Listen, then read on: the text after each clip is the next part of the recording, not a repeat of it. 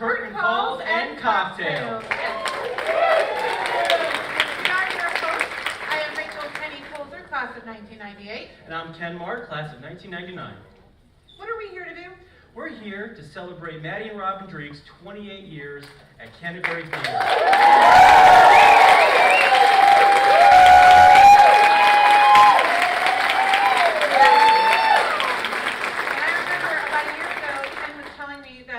Maddie and Robin were retiring, and we cried, we laughed, we reminisced, and we were like, we've got to do something, right, to show them that we love them and that they're adored. And we were thought and said, what can we do? But a show! So here we are. So I got in touch, Rachel got in touch, we all got in touch with just about everybody in here, theater alumni, Canterbury alumni, everybody, and we decided to get everyone together. Yes, and we are so lucky that when we asked them, would you come back on this stage and perform and emote? Most of them still have, a lot of attention issues. So they're here, and they're going to perform, sometimes multiple times. We're lucky that way. Yeah, so tonight, we have a really, really great show. It's filled with songs, we've got some scenes, we've got speeches. Everything is heartfelt, everything will have a lot of reminiscing, and we hope it's a one-time only thing for you. This is a theater, it's live. Most of us haven't been on stage in a decade, but darn it, we're here! So, without further ado, let me introduce our first speaker tonight.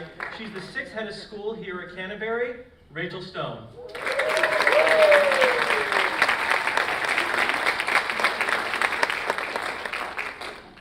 So a rope walks into a bar. I'm just kidding. I am not an act at all, and I'm a little worried that you might think I will start singing or dancing. It's not going to happen. I am here very quickly. 3 welcomes and 2 thank yous. So welcome back to all of our alumni. Welcome to one of the last events in this version of McGuire Auditorium. Starting next week, we're going to rip it apart and rebuild it so we go from vintage to new and fresh. And welcome to an amazing celebration for Maddie and Robin, whom I've had the pleasure of working with for these 2 years. The 2 thank yous, thank you for coming back and being with us tonight. And thank you especially to Rachel and Ken, whose creativity and imagining brought this together.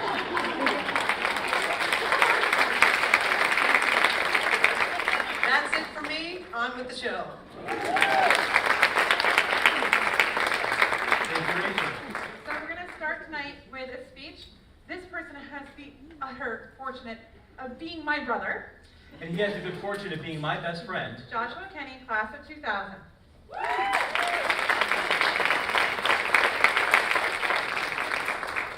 Hi, I'm Joshua Kenny, class of 2000, and if everything had gone according to plan, I wouldn't be here tonight. Quite seriously, because in the fall of my freshman year, I walked through that door to ask if my sister needed a ride home, and she said, no, by the way, get up on stage and audition. I said, no, her friends made me. So I flipped on stage, Maddie loved it, gave me a part, let me write most of it, and then made me the stage manager in the following spring for reasons I cannot fathom, but I am eternally, eternally grateful for because they inform everything I do professionally, personally, with my children, with colleagues, with everybody. And everybody's told these stories, and you're going to hear more of these tonight, so I'm going to just launch right into a really juicy Mrs. Dreeke story. So, if anybody's ever heard of the movie The Aristocrats, it's a bunch of comedians telling the same dirty joke, but they all put their little spin on it. So if you go to the cocktail hour afterwards, everybody's going to have their own spin on this, and I'd be very interested to hear it because I kind of forget the real details. But let's put that aside. It's too good to check. So, it's Hell Week, I want to say, of Once Upon a Mattress? We'll go with that. So it's Hell Week, Once Upon a Mattress. If you're not familiar with theater, that is tech rehearsal, dress rehearsal. It's just awful because everything you've been putting off for the past 6 weeks, you have to do now. Costumes, props, actually learning your lines, all has to be done. It's the end of a very, very, very difficult rehearsal that we've slogged through. We've finally gotten through it with some mistakes. Some mistakes were made. But we finally got to the end of it. We got to the end of the script, and we were all so happy. We all started clapping. Yes, we were so happy. And Maddie goes, "Don't clap, they suck!"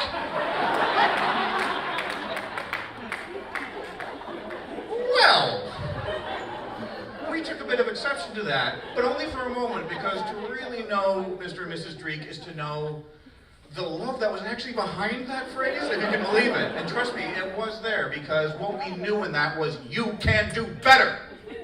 I have seen you do better. I picked you all for a reason. You can do better. Go up there, do it again, and do it better. And we did. Every show, we did. And that's because of what she taught us. Now, okay, I'll call a break. Now, Mr. Dreeke, I'll go into him too, because I was stage manager all 4 years that I was here. I'm stage manager again tonight. Nailed it. So, I spent a lot of time with Mr. Dreeke. I was kind of actually the go-between between them. So I spent a lot of time with Mr. Dreeke, and he taught me just so much of what it means to be a professional, so much of what it means to be an adult. And I will leave you here with a quick story, or that he would impart to us before shows. Usually when things were getting really hairy, and we're starting to get on each other's nerves and starting to tear at each other, he would calm us down and remind us that in theater, everyone's equal. We're all pulling towards the same goal. We all want to put on the best show possible.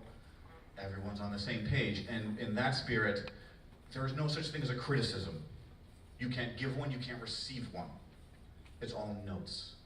It's not, move that chair there. It's, take that chair to stage left, or stage right. I've been away here a while. Take that chair right, please, thank you. Everything is, can you get that mic? Thank you. And so I find that in my, honest to God, personal, professional life, dealing with difficult customers, dealing with difficult people, traffic, anything, it doesn't feel so bad when you just take it as a note. It's something you can improve upon, it's something you can do, it's just somebody saying, hey, this needs to get done. Thank you.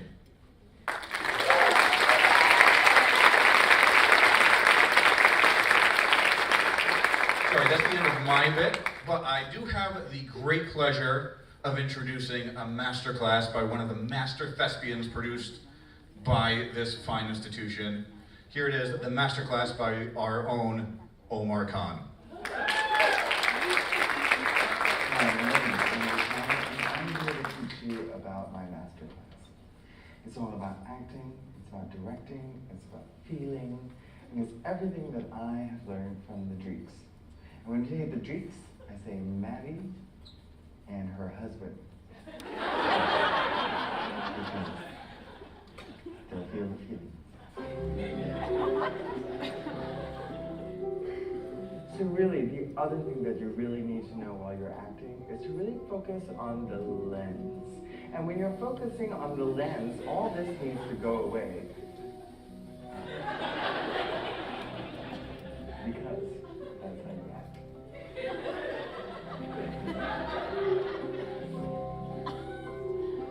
So my story about the Dreekes are this, right? For all the alumni that are listening, right? If you wanted to do a video, this is kind of how you roll. The thing is that back in the day we didn't have cameras, so we just had to kind of look in general as a field, right? So that there are many things that you need to know about your acting method. Number one is how to fall properly down the stairs. I learned this at a very early age, and I was very lucky. I mean, not many people get to learn this, like, specific Dreeke technique. Oh, the Dreeke, and when I say the Dreeke, I mean Mrs. Dreeke, not Robin Dreeke, told me, okay, Omar, I'll teach you how to fall down the stairs. And we got to the top of the stairs, and she goes, all right, this is it. This is the moment. And really, as an actor, you listen to your director. And she said, okay, Omar, just fall. And then he said, like this, fall. I said, no, you're just saying words. No. Is there a movement? Do I put the elbow in front of something? Do I put the knee in front of it? No. She was like, just fall. Don't be such a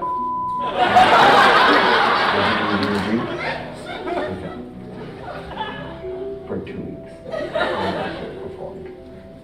Every day I just went. If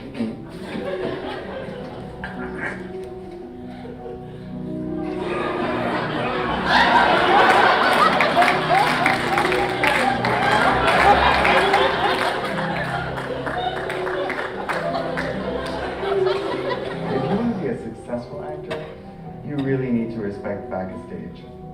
Stage hands, you gotta put in your time, you're gonna build a set. And for that, I have to really thank Robin Dreeke, because my hands are still like this. I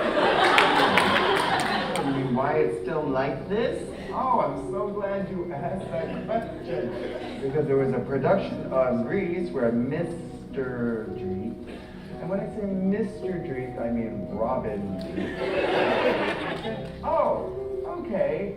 Let me just go down to the like the guy had to drive down the hill to the hardware store and buy this thing called epoxy, which looks like foam, which is great. Yay, so good looking. And then when somebody tells you to shove your fingers inside it, they wheel together. It will form on all your hands. I mean, I've learned how to live with this.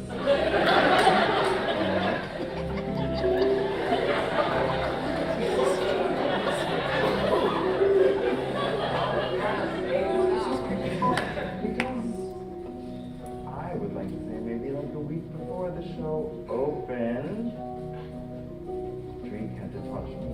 Please watch me. Okay, I'm done. Cut. She waited a week before the show opened, and then,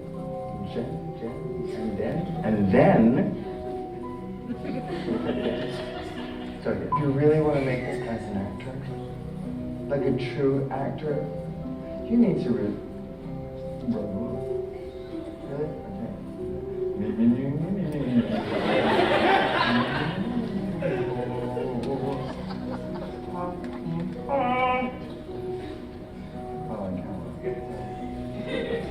I have made a career out of finger puppeting because that's all I'm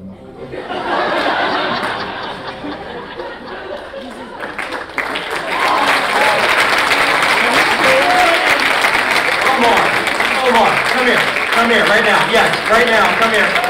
Come on, Omar. Get up here. Get up here. Come on. That was pretty good. It's pretty good. I'm glad we learned how to properly fall down the stairs. Thank you, Maddie. But I don't do it again. I don't think the pillows quite captured the fall. Do you want to see the real fall, everybody? Here.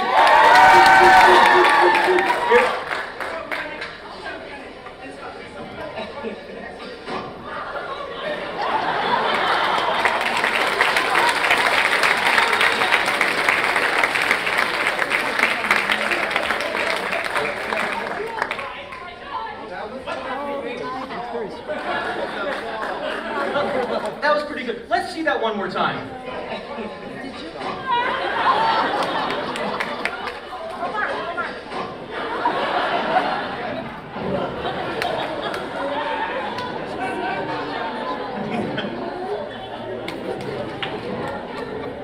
There.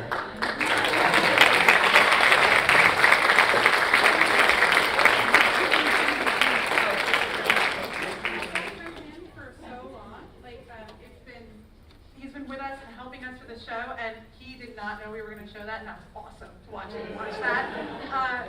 But anyway, so I have the absolute pleasure of announcing our very first musical act of the evening. This is a woman who I shared the stage with and was at Canterbury for 3 years, and we have stayed close throughout all these years. But the real one thing I want to tell you about this amazing actress is that she donated to the Robin and Maddie Dreeke Fund. Yes! You're known for fundraising. Yes, you are. Like Rachel Stone said, this whole space you see here is going to be demolished come Monday. Well, most of that renovation is going to definitely update the space, but it's not touching the theater equipment. So we thought, what better way to leave a lasting legacy than to donate money, and we'll give it in Maddie and Robin's name. The money that we donate tonight will all go to the theater equipment, and we're looking for $28,000. Yeah, big number, because they taught for 28 years. See the math here? Yeah. So, Elise donated, you guys. That's awesome. Be like Elise and donate. We'll tell you all about it before intermission. Don't worry, we'll nag you again. But please welcome to the stage my dear friend Elise Godinez-Hurd, class of 1998.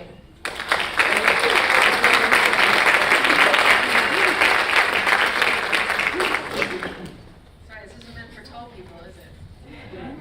As always, Omar is simply an impossible act to follow.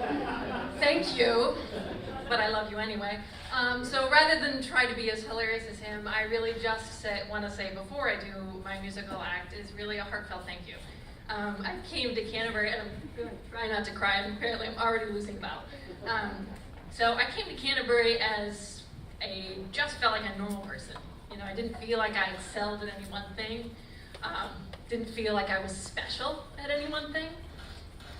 And within a day of coming here, I found my tribe. And I found these really beautiful, attractive people back there who were also exceptionally funny and really fun to be around. And they said, well, you know, we're doing a tryouts for the play. And I was like, okay, and sort of tagged along. And ended up coming here and finding myself, really. You know, found a place where I thrived and flourished in all the most trite ways that one can possibly describe, but found my presence, found who I am today. And I know that sounds like a crazy grandiose thing to say. And because of my experience here, I went on to study theater in college and loved it. And even though I've professionally gone in a different way, I use the same skill set every single day. You know, I now have the presence to do a major corporate presentation, to stand in front of an auditorium of peers and feel, or of beers, those two quite frequently. I take those home with me. You know, and to feel comfortable and adept and capable. And I wouldn't be where I am, or more importantly, who I am, if it hadn't been for the experience that I had here. So thank you.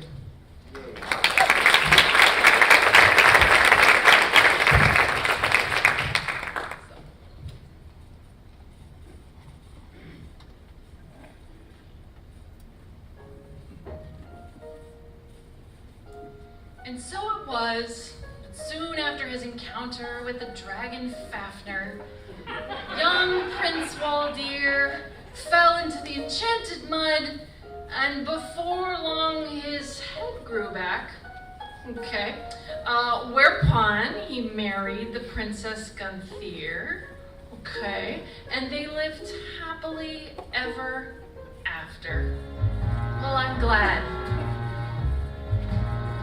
They all lived happily, happily, happily ever after. The couple is happily leaving the chapel eternally tied. As the curtain descends, there's nothing but loving and laughter. As the fairy tale ends, the heroine's always a bride. Ella, the girl of the cinders, did the washing the walls and the windows. She landed a prince who was brawny and blue-eyed and blonde.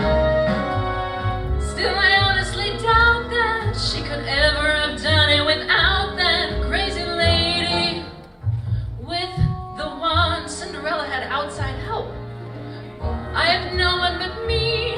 Fairy godmother, godmother, godmother, where can you be? I haven't got a fairy godmother. I haven't got a godmother. Got a mother, plain ordinary woman. Snow White was so pretty, they tell us that the queen was insulted and jealous when the mirror declared Snow White was the fairest of all. She was dumped on the border, but saved by some men who adored her. Oh, I grant you, they were small. I mean, there were 7, though. That's like a regiment. I'm alone in the night, by myself, not a dwarf, not an elf, not a goblin in sight.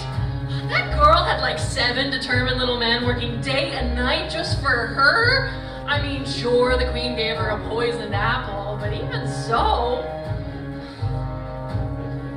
she lived happily, happily, happily ever after. A magical kiss counteracted the apple eventually. tell me I have to. I want some happily ever after to happen to me. Winifred, maid of the mire, has one simple human desire. Oh, I ask for no more than 2 shoes on the floor next to mine. Someone to fly and to float with, to swim in the marsh and the moat with. As for this one, well, you'll be fine. Oh, but I don't know how I'm gonna do it. I'm yearning to bring it about. If I don't, I'll be stuck with goodbye, good luck, and get out. I don't want to get out, I want in. Really happily, happily, ever after. I want to walk happily out of the chapel eternally. Time for I know that I'll never live happily ever after. Till after I'm a bride, then I'll be happily happy. Yes, happily happy. Thoroughly satisfied, satisfied, satisfied. Oh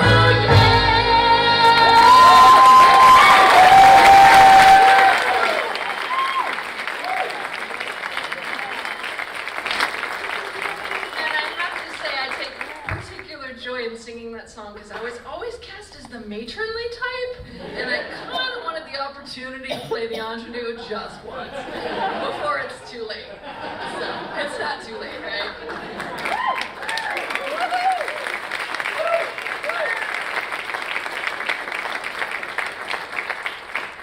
Alrighty, so coming up very soon, shortly after reunion weekend, as everybody knows, McGuire Theater will be renovated. And as you can see up here, this is what the theater will look like after the renovation. Nothing is not being touched. We're going to have new curtains, new seats. We're going to have new walls on the side, new side walls there, new acoustic paneling on the back, and all the wood tones are going to match. It's going to be an amazing space, and I can't wait to see what Canterbury does with that. Our next presenter, I'm very happy to be able to introduce tonight. I am so grateful for Mr. and Mrs. Dreeke for so many things. Just press escape. A little preview of what's to come. Our next presenter tonight was in the first class when Maddie and Robin Dreeke first started here. Without further ado, Ken Nero, class of '94.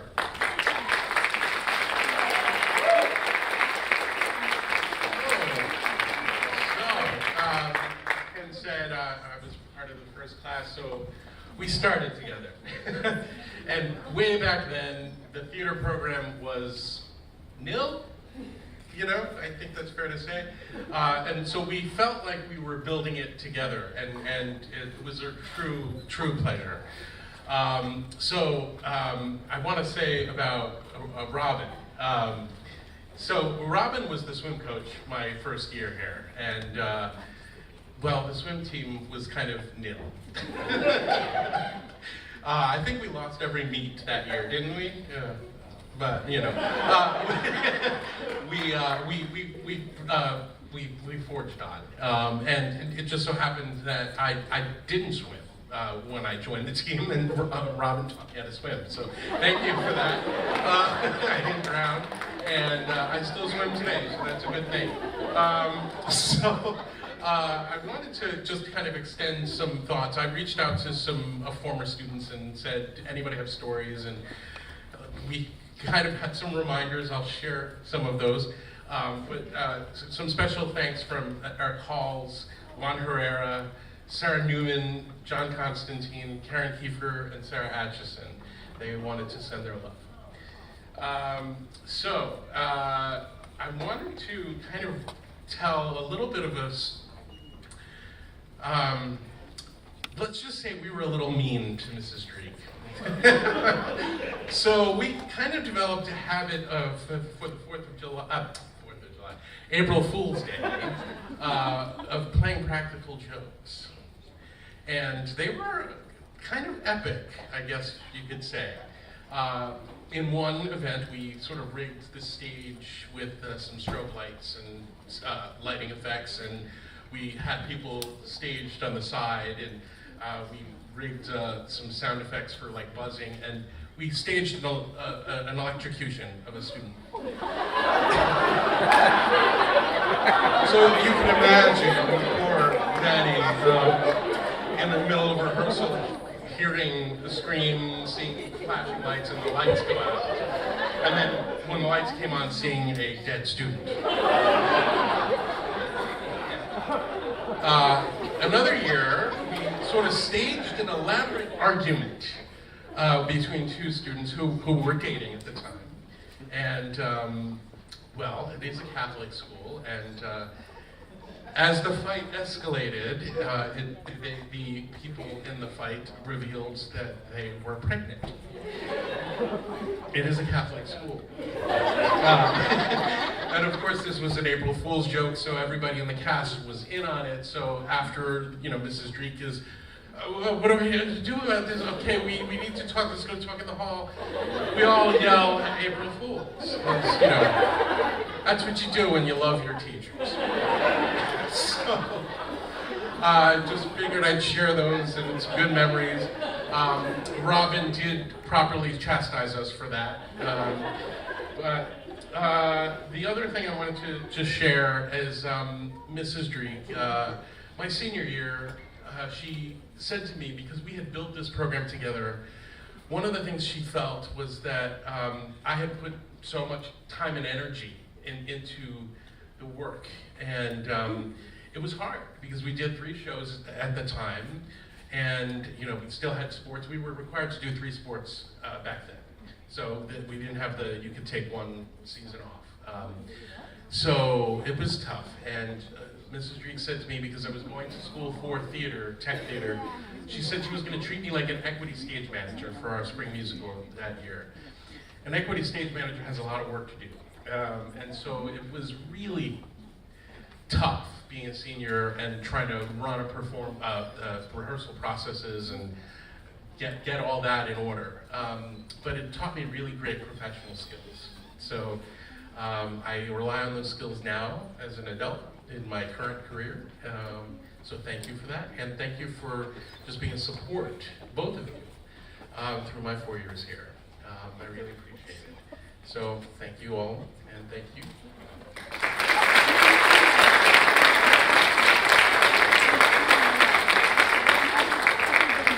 Ken actually missed one of my favorite stories. So Ken being class of 94, I'm class of 98, I didn't actually see him. But he did come back one year and actually volunteer to be a chaperone on a chorus trip. I don't know what you think, buddy, but he did, and he told us about this secret. So Ken was a stage manager. For those of you who don't know, stage managers during rehearsals sit right here with a book of the show here, and they're making sure the actors are hitting their marks, their lines, everything. The props are in the right hands. They're really calling the show. Well, I guess he would get bored after a lot of rehearsals, and what he would do is he would take a bag of gummy bears, lick the gummy bear, and stick it on the back of Maddie's shoe. When she was over here trying to give direction, I know, I just turned my back to the audience, I'm not supposed to do that, but it's for effect, you see. So, and so he would try to see how many gummy bears he could get on her shoes before she noticed, and then finally when there was like 10 on each shoe, she'd be like, okay! And luckily he came back and told us that, so we had passed it on, and there's a lot of gummy bears suffered for it. Anyway, I move on. I bring you now a man who needs no introduction really to any Canterbury alumni, but I know we have a packed house of non-alumni as well. So a man who has been with the Canterbury, he's been Canterbury for 33 years, but he's still kicking around, and he says he's been helping building sets and everything. Guy Simonelli.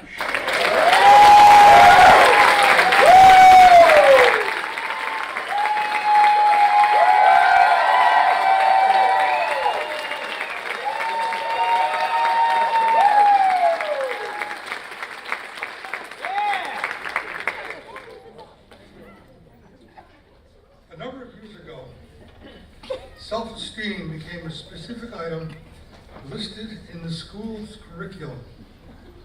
We even designed courses to teach students how to develop and improve their self-esteem. However, the courses only helped us with the definition. We learned that the growth of self-esteem only happens while we are doing something else. Maddie, Robin, and the theater are that something else.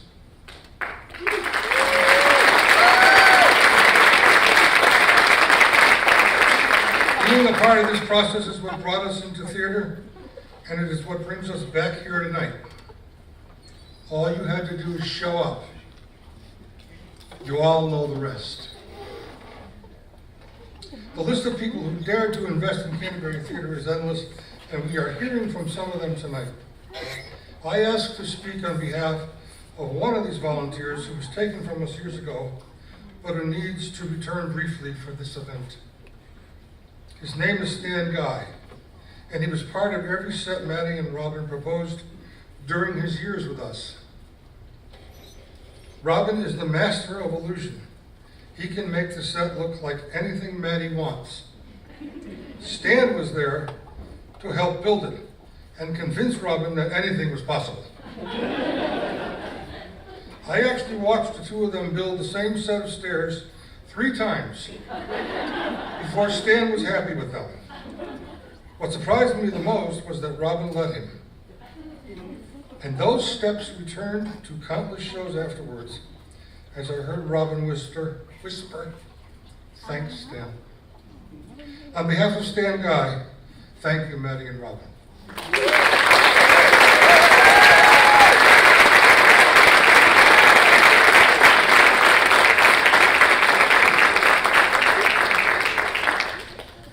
All right, our next presenter, most people probably already know because he grew up on campus.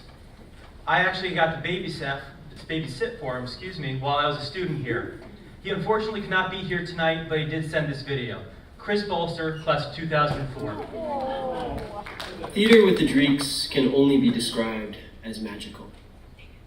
This is Chris Bolster, class of 2004. And for me, the magic started when I was only 4 years old and I saw my first performance at Canterbury Theater. It was Robin Hood, and it was also the first performance directed by Mrs. Dreeke. I was hooked. From that moment, I begged my parents to bring me back to the theater to see every show. I was in the audience for The Music Man, for Guys and Dolls, for God's Favorite, for Noises Off, for almost every show. In fact, I remember throwing a bit of a temper tantrum when I was homesick and my parents wouldn't let me lend me a tenor. But I really got to be a part of the magic when I entered Canterbury as a freshman. Those 4 years were the most important and transformative of my life. And theater, this oasis of experimentation, of play, of wonder, well, it was the most important part of my high school experience. For me, it was so much more than putting on a show. Through theater at Canterbury, I experimented with my identity. I developed a group of friends. I became comfortable taking risks. And the Dreekes made all that possible. I guess in many ways, theater is kind of like my religion. And the McGuire Auditorium at Canterbury is the temple where I became a believer. So for the past 4 years, I've been a high school theater director, doing my best to share the magic of theater with my own students. But for me, that magic, it started with the Dreekes. I'm so sorry that I can't be there in person. As most of you know, there was a 10-year period when Maddie and Robin chaperoned a trip to London. Well, right now, I'm in London, chaperoning a group of high school students. Depending on what time you watch this, I might even be at Shakespeare's Globe, catching a performance. Maddie, you used to make a speech before every show that I was a part of. You told us how what we were doing on stage would last in our memories forever. You used to say, You're going to forget about me, you're going to forget your lines, you're going to forget everything else, but you're never going to forget the experience of doing this. Well, you were wrong. Magic started with you. So how could we ever forget that?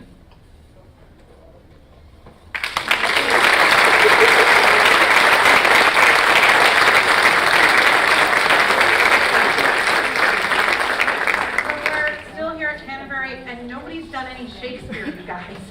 We gotta get some Shakespeare happening, because we have a professional actor here who's coming in, an alumnus who actually moved a date for his one-man show to be here tonight. So I'm gonna introduce you, Matt Goodrich, class of 2005. Hey everybody. It's so wonderful to be here tonight, to be with everyone. Thank you for coming out. Before I do a little monologue from Julius Caesar for you all, I just want to say thank you, like everybody else, not only for instilling in me a love of theater, but, excuse me, I think the strongest sense of work ethic I have. To go back to the note thing, I am one of the only people in any rehearsal process of which I am a part that just says thank you when they receive a note and doesn't go on a huge thing explaining why they were doing what they were doing and trying to excuse the fact that they missed their cue or something. Even if you're wrong, Maddie taught us and Robin taught us to say thank you, to swallow your pride and just fix it. And I've been able to apply that to everything in my life when I want to, and it has been a boon. And also with Robin's story of the horseshoe nail, I hope maybe we could hear that again tonight, but what that taught me is that the way you do anything is the way you do everything. You can't, I'm not a student anymore, you can't half-ass anything, but it's going to come back to bite you, especially in this business. You can't wait till Hell Week, you can, but you've got to figure it out. So thank you for that. Those were lessons that that have far surpassed the theater. So this is from Julius Caesar. I think most of you will know it. I need your help though. So this is after the conspirators have murdered Caesar, and Brutus has made his speech trying to explain to the plebeians why they did it. And Mark Antony carries Caesar's body out onto the forum and he drops him on the steps. And he's trying to get everyone's attention, but no one will listen because they're so stirred up from Brutus's speech. So what I all need you to do is to talk amongst yourselves until you feel like you should stop. So, gossip. Go ahead and gossip for a minute.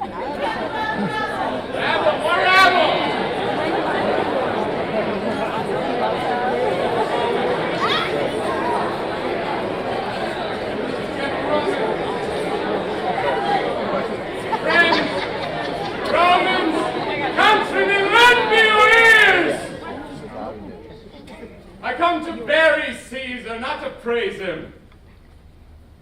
The evil that men do lives after them. The good is often interred with their bones. So let it be with Caesar. The noble Brutus hath told you that Caesar was ambitious. If it were so, it were a grievous fault, and grievously hath Caesar answered it. Here under leave of Brutus and the rest, for Brutus is an honorable man. So are they all honorable men. Come I to speak in Caesar's funeral. He was my friend, gracious and just to me.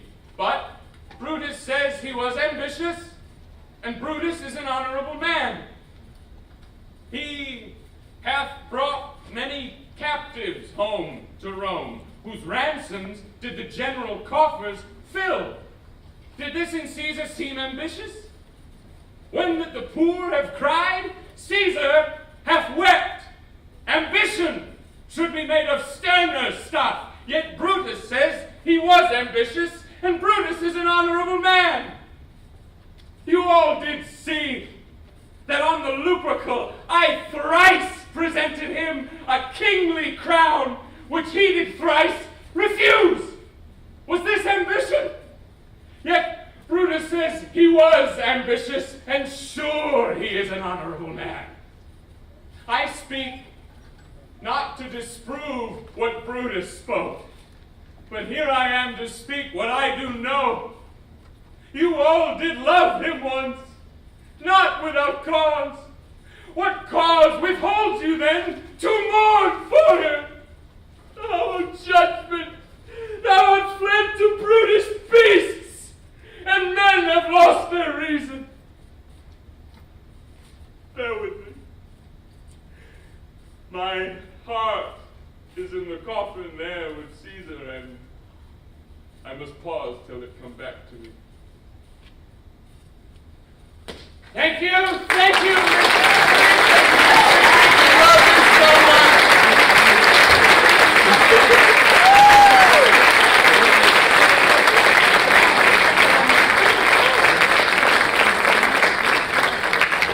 That was awesome. All right. We don't just have tech actors here tonight. We also have tech, because Robin Dreeke made a big impression on all the technical crew throughout the years. Mostly good, mostly good. So, coming up next, we have Rob Martin, class of 2005.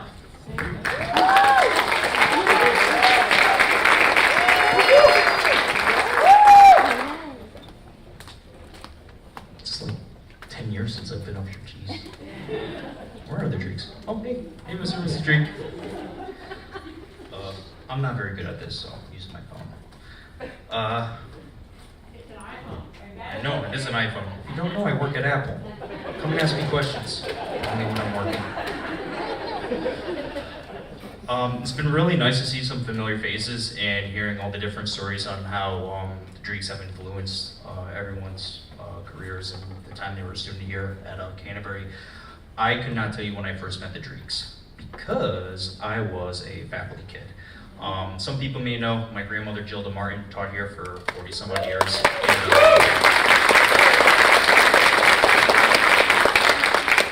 Thank you. My dad Garth was in charge of the weight room and went to school here, and so did my mom Nancy. So I couldn't tell you when I first met them, but I do remember seeing them when I was younger in at the dining room, and also being part of my first production and the only production I was on stage for. When I was one of the children listening to the story of Joseph in Technicolor Dreamcoat. God, maybe like 95 or 96. There we go. Are you in that play? Oh, okay. I don't remember, I'm sorry.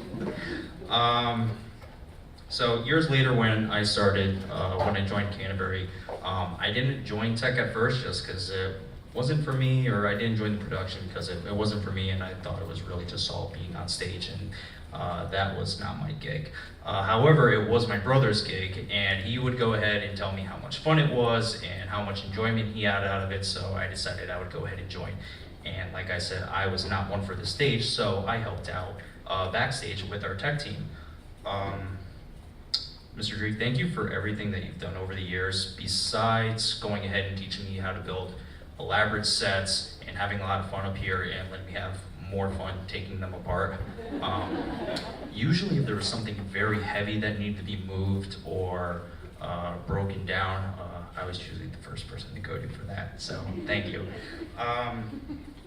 Thank you very much for everything that you did. But besides that, you taught me how important awareness is on the stage, responding always with a thank you, with a confirmation, and just thank you for everything that you guys have done over the years. Love you both very much.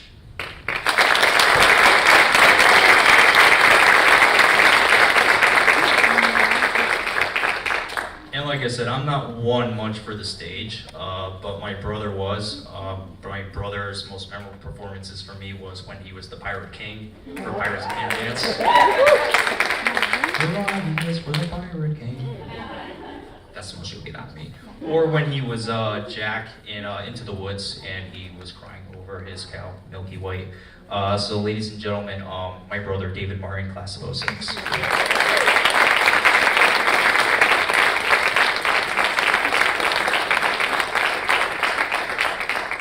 thought these sunglasses would be appropriate because that's how I felt when Annie Mondrell dragged me out to first auditions. All right, you only live once. All right, we can go out there and audition. But I can't see any of you, so I'll put them up here. Cool. What? And Milky White has lost weight. Have you seen that? Milky White has lost weight. And I think Milky White has a sad face now. When I was here, I think Milky White was quite happy and had a smile. Cool fact about my brother, he's the first student to graduate who's a son of an alumna. So it used to be an all-boys school, then they accepted women, my mother came to school here, and he's the first graduate of an alumna.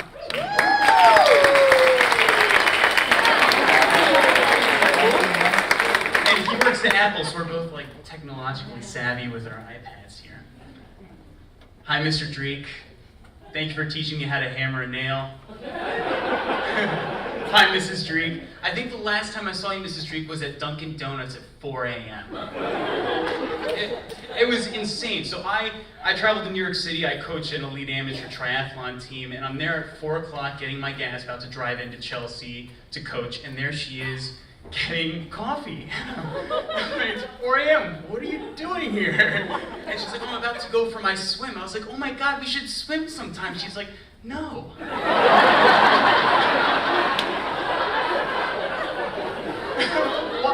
I was like, what? Why? She's like, only I'm allowed in the pool.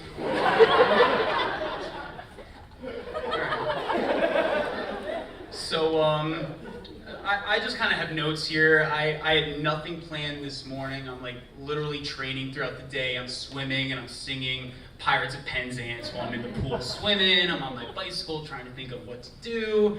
So I just wrote a bunch of notes and I'm gonna kind of just go off hook. But I do want to open up with something.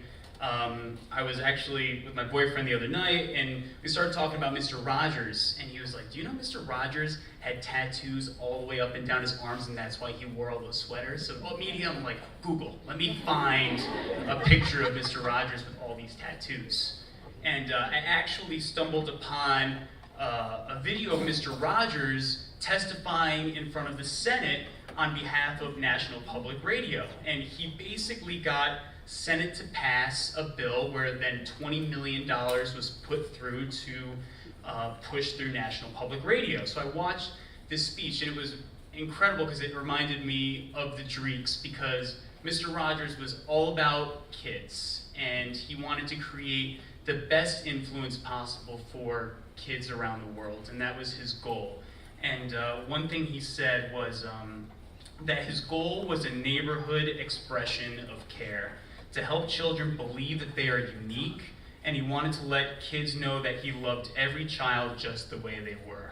And that's completely how I felt here, and I know I can speak on behalf of everybody else that that's how they felt here. So thank you for giving us that neighborhood feel and creating a neighborhood here for all of us.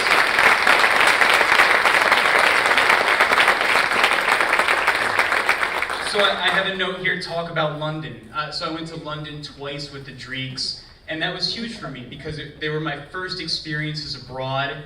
And since then, I truly believe because I had those experiences in London, I was able to go to Mexico. I was then invited to go to London for my first semester of college, which was scary but exciting.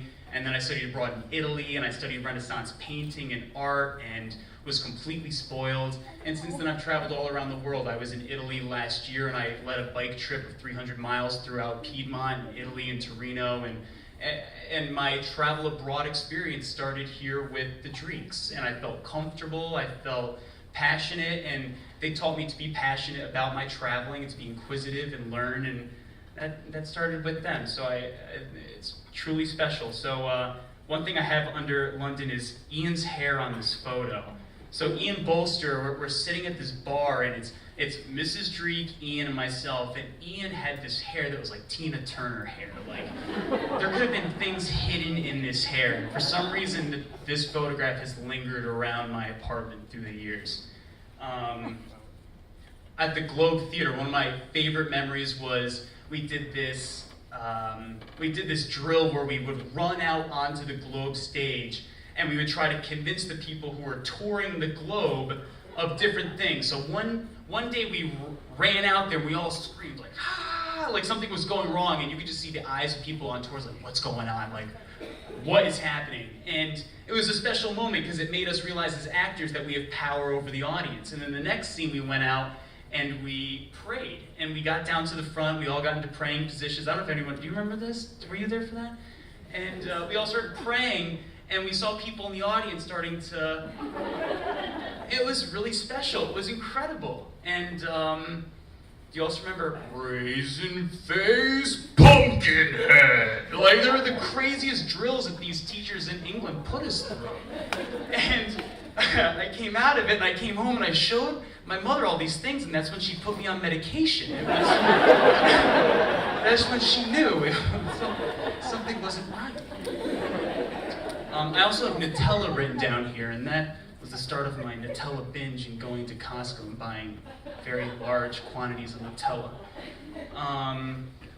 Talk about Canterbury, talk about leather pants and pirates. I think Matt Goodrich and I both wore the leather pants, not at the same time. We wore them at different times, and they were hot, and they were sweaty, and they were gross, and they looked great. They were leather pants. I have Milky White and Jack and the Beanstalk here. That was certainly my favorite role. Annie Mondrell bringing me to tryouts. Anyone remember that 75% of people trying out for the musical sang Happy Birthday? I think that's what made me comfortable to actually audition. Like, I came here, I was like, oh my God, like, I don't know, I'm gonna sing, maybe Dave Matthews, maybe, I don't know. And then everyone came up and started singing Happy Birthday. I was like, psh, all right. Alright, other thing I have here is striking the set and taking a piece home. I think I literally had the balcony to Romeo and Juliet in my grandparents' house for 3 years. I had little pieces of this and that. And my grandma's like, are you stealing? Where is this stuff coming from? Alright. On a more serious note too, I think I was in Mrs. Dreeke's English class as well, and I think that was the first time in my life that I actually talked about possibly being gay. And look at her. She's like, I knew it! I knew it! She was so proud.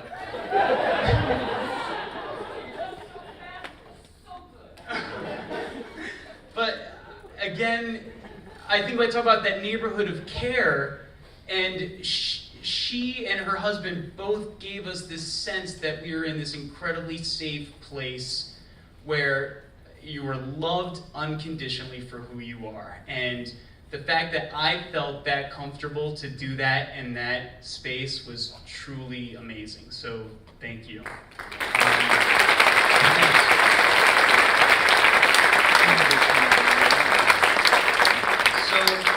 The last thing I want to share is actually a song that Mr. Rogers said in front of the Senate when he was trying to convince them of what he was trying to do. And I think the reason why it's so relative, again, and kind of Matt Goodrich coming out here and doing his piece and the expressions that he showed, I think if more people in the world could learn to express themselves and learn how to talk about their anger and their love and their sadness and their disappointment, and they learn to express their feelings, we wouldn't bottle them up inside, and we'd have a lot less issues, particularly with men, with a lot of these things that happen in the United States particularly. And I think because we had this venue here to express ourselves on stage and be mad and be sad and be ourselves, as adults, we can be ourselves and we can express our feelings. And I think that's what Mr. Rogers was trying to get across with this song, and I think that's what the Dreekes were ultimately trying to do here with their students. So Mr. Rogers wrote this song. What do you do with that mad you feel when you feel so mad you could bite? When the whole world seems oh so wrong and nothing you do seems very right? What do you do? Do you punch a bag? Do you pound some clay or some dough? Do you round up friends for a game of tag or see how fast you can go? It's great to be able to stop when you've planned a thing that's wrong and be able to do something else instead and think this song. I can stop what I want to. I can stop when I wish. I can stop anytime. And what a good feeling to feel like this and know that the feeling is really mine. Know that there's something deep inside that helps us become what we can. For a girl can someday be a woman, and a boy can someday be a man. And that's so cool. That's how we were. Like, we were all boys and girls here trying to figure out who we were, and we were all lost, and we all did some crazy crap that we want to take back. And I think of myself, I'm like, my God, I was an insane little kid. And now we're all grown up. And I just have written here, the Dreeks taught me, and I'm sure many other students, that feelings are mentionable and manageable.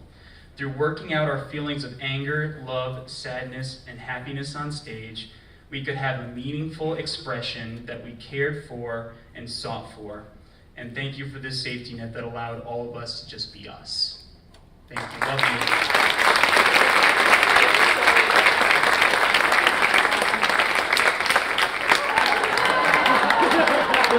Don't worry! We have a reunion for you, Dave.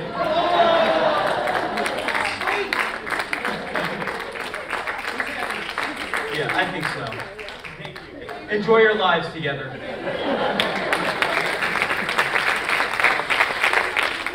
Close to the end of our first act, so we're going to take a little break, but before we do, just want to remind you that there is a free bar outside, right? There's also these really nifty envelopes and forms to fill out to donate. Yeah, we're going to donate. Remember, we're trying to raise $28,000 for this theater equipment. And something that's really great about our next act, our very last act of this act, follow, and we'll come back, they are both donating to this cause. They've already done it. So it's easy. Do it. Just like that. What's going on? Up next, we have Nikki Ganji and Rachel Velarde from class of 2008.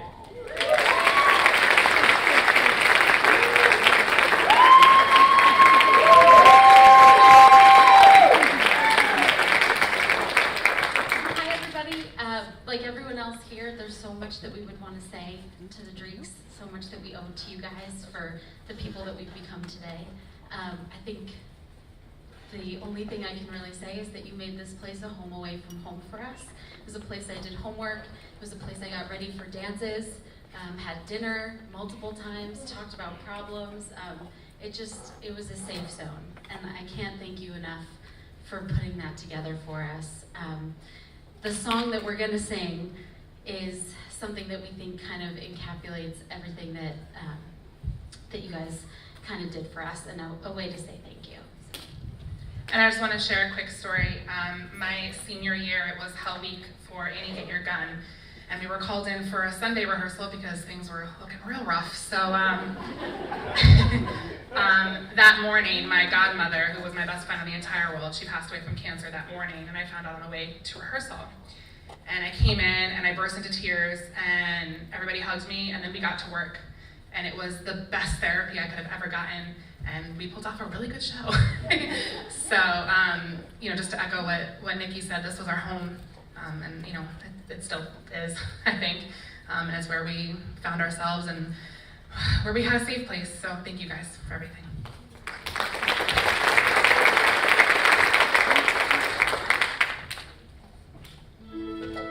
I'm limited. Just look at me. I'm limited, and just to look at you, you can do all I couldn't do, Glinda.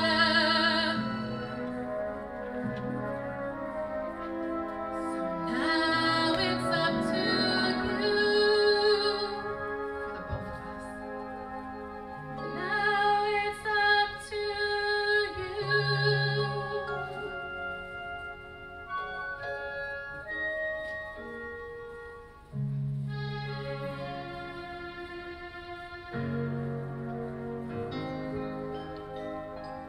I've heard it said that people come into our lives for a reason, bringing something we must learn, and we are led to those who help us most to grow if we let them, and we help them in return.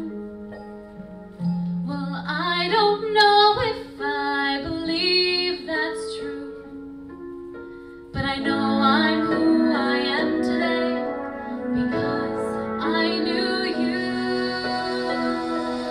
Like a comet pulled from orbit as it passes the sun, like a stream that meets a boulder halfway through the wood. Who can say if I've been changed for the better? But because I knew you, I have been changed for good. It well may be that we will never meet again in this lifetime. So let me say before we part, so much of me is made of what I learned from you. You'll be with me like a handprint on my heart. And now whatever way our stories end, I know you have rewritten mine by being my friend. Like a ship blown from its mooring by a wind off the sea, like a sea dropped by a skybird in a distant wood. Who can say if I've been changed for the better? Because I knew you, because I knew you, I haven't changed for good. And just to clear the air, I ask forgiveness for the things I've done you blame me for. But then I guess we know there's blame to share, and none of it seems to matter anymore. Like a comet as it passes the sun, by a wind off the stream that meets a boulder, like a sea dropped by a burning wood. Who can say if I've been changed for the better? I do believe I have been changed for the better. And because I knew you, because I knew you, because I knew you, I have been changed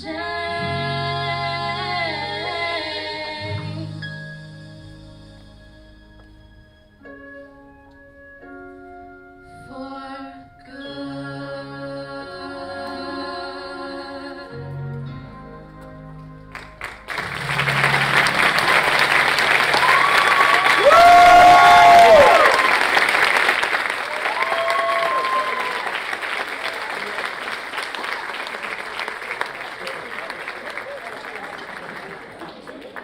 Thanks for the dimming and the lighting. You were just doing the drinking and hopefully the donating. So we just came out and started it because, you know what's funny? You listen to us. It's so great. Yay! And you're all a bunch of lushes. You're spending too much time at the bar. You got to come in because we have some really good content coming up next. Yes. But before we get to our second act, which is great, you guys, good show, good show. But before we get to that, we couldn't do any of this without some volunteer tech, all alumni. Yes. Tonight we have all, as Rachel said, all alumni tech out here. We have Katie Zeidler on the soundboard, class of 2004. Eric Zeiler on lights, class of 2002. Josh Kenny, our stage manager, class of 99, he's backstage. And Alice Bouchard, class of 2014, she's an Angel Assistant Stage Manager, she's backstage. But also, in addition to them, they're wonderful. Throughout the years, the Dreekes have brought on other professional technical support. And without them, the shows would not have been as amazing as they were. Throughout the years, Karen and Kimmer, stand up, they're right there, they're in the fourth row. Karen handled all of the costumes. Kimmer was our lighting designer and master electrician. Without them, the shows wouldn't have been half as good as they were. So thank you for all your years of hard work and dedication. No one cares about the sound guy. He didn't even show up tonight. Kate's here. We got Kate. Go ahead, Ruth. And of course, we do have to thank Canterbury, because when we actually approached Canterbury about 6 months ago and said, hey guys, we want to do a show, it'll be great, it'll all alumni, yeah, we're going to do all the work, they laughed and said, you can still do it anyway. So they, in a weekend They didn't know. Yeah.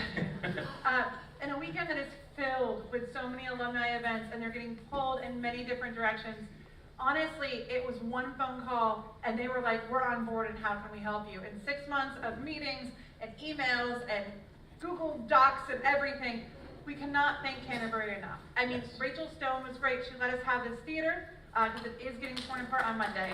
So, Rachel Stone. glad to have it. And then a very special, heartfelt thanks for our advancement office staff. So we have Kate Fontaine Helson from the class of 1996, and then Jennifer Loprenzo. These two women were on too many meetings with us, but they are so gracious. They even sent us pizza here while we were working on the stage today to make sure we were taken care of. So stand up, ladies. I don't know, I think I almost see Kate. Right there. Yeah, Kate ran over here. She had a 5th grade or 8th grade graduation to go to, and she made sure to book it back for this show. Also, a theater alum, by the way, was in My Fair Lady. Am I correct? So yeah. Yes, she was. So we have to thank her so much. Really a pleasure. Thank you. And our next presenter is different from everyone else out here. Is going to give us a super unique perspective on the Dreekes' career here at Canterbury. So without further ado, let me introduce Robin Dreeke, the Dreeke Sons.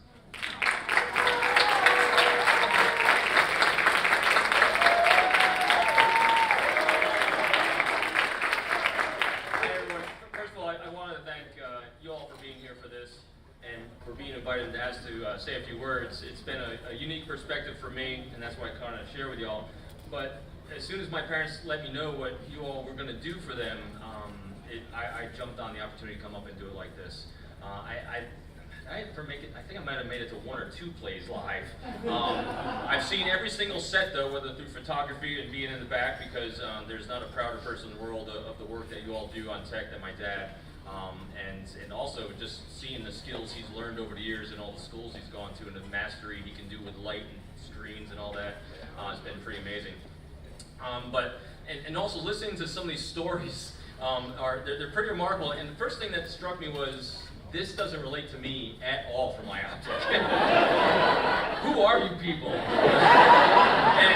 But what you can't really, and I'm sitting here reflecting on this, and I'm laughing because I've been talking to my parents for a number of weeks about the things I would say, and I was told more of what I can't say than what I'm allowed to say. And so I'm sitting there taking notes. My mother's like, what the hell are you doing? I said, so that's my list. And what it is I'll make a few comments on a few things that you all shared tonight that have brought a lot of great joy and a lot of laughter.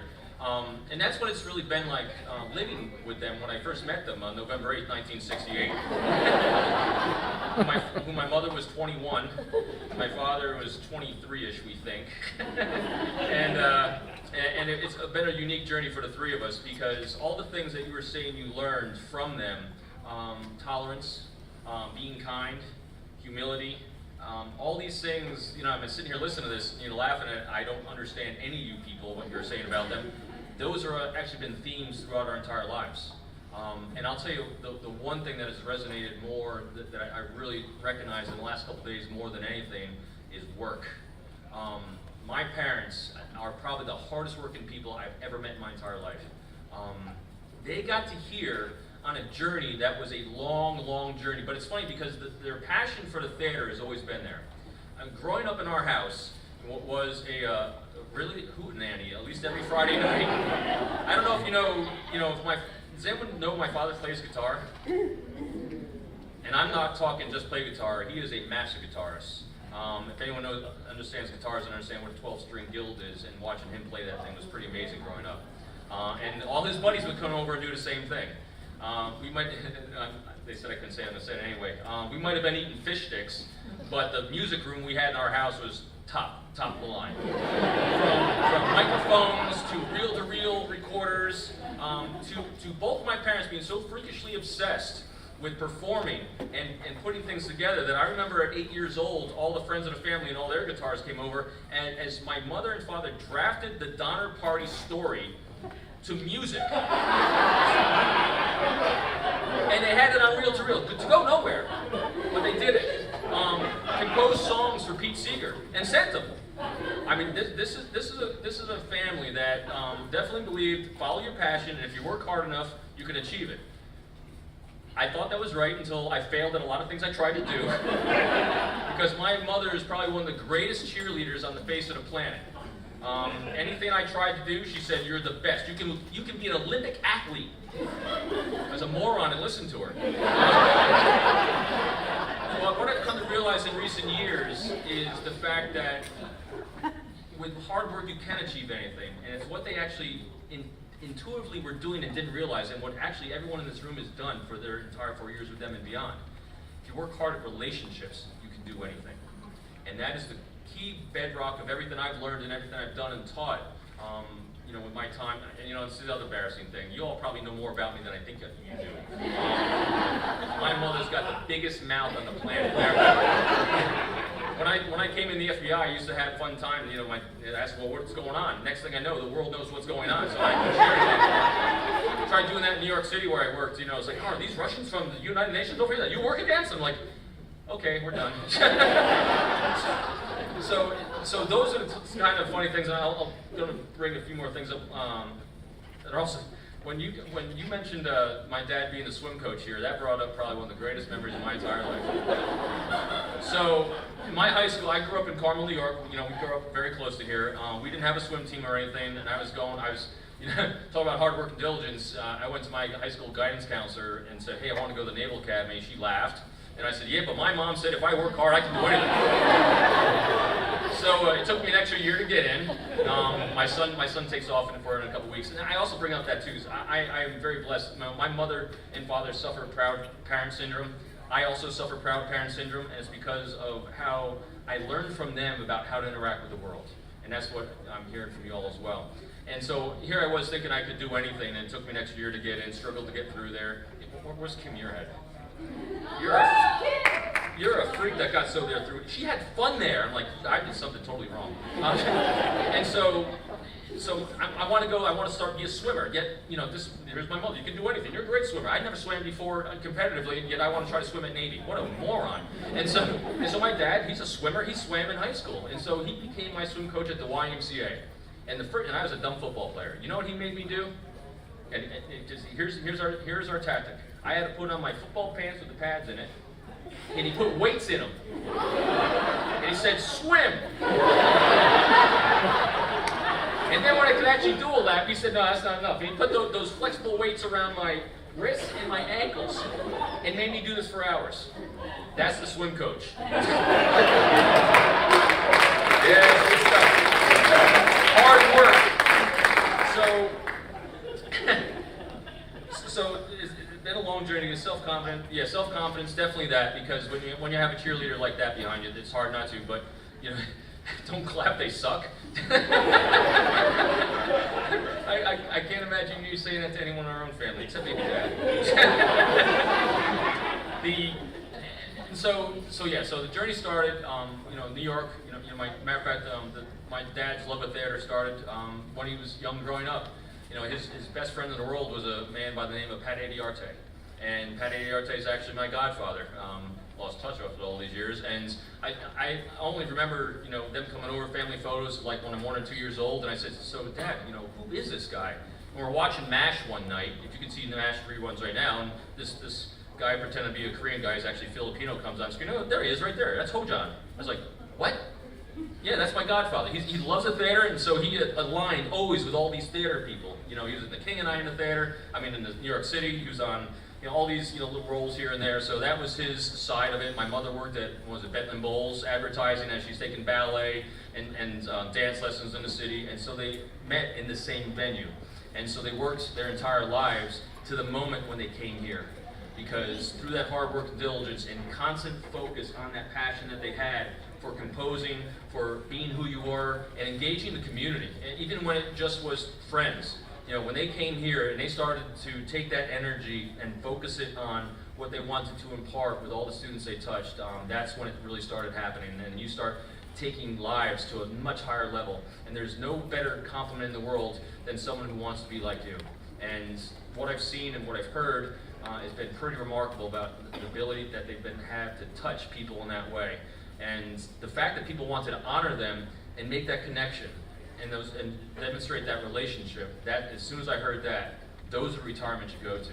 Those are the ways you want to be remembered. People will sometimes remember you for the things you did. They're going to remember you for who you were and how you treated them. And that's what they've really demonstrated to me throughout my life. And I appreciate it more and more every day. And this has been the greatest gift to me in my life to this point with them, is because I appreciate them because I saw it through your eyes, and I was able to see the gifts they gave me because they were the same gifts. Granted, I didn't understand any of these funny jokes about them. Oh, and then the last comment on that, Dad, the set designer, I can only tell you the things him and I tried to do, both around the house as well as cooking growing up.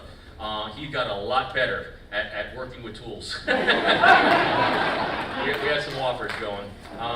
Anyway, that was pretty much it. I just wanted to say a few words of thanks and gratitude and kind of draw that parallel between the two. So thank you all very much.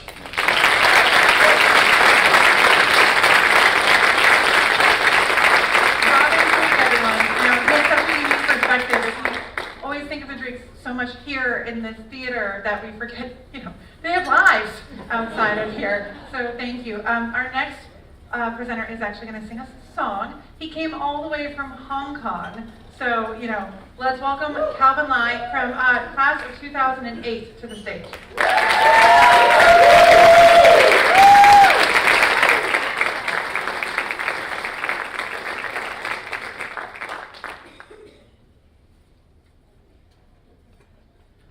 Good evening, everyone. So, my name is Calvin, and I just wanted to take this opportunity to say that I'm really glad to be here, back to Canterbury, where I spent 2 years of my time, and again, just want to, I was thinking even though back then I wasn't in the theater, any of the shows, but again, I just want to mention that I was always very impressed with Mrs. Dreeke, friendly presence on campus. It's one of the memorable moments that I got to really understand this is somewhere I could be part of. So I've also been told that I could also take this opportunity to represent all the international students who used to be part of the show to say thank you for, and also Omar, and just to say thank you to Mrs. Dreeke.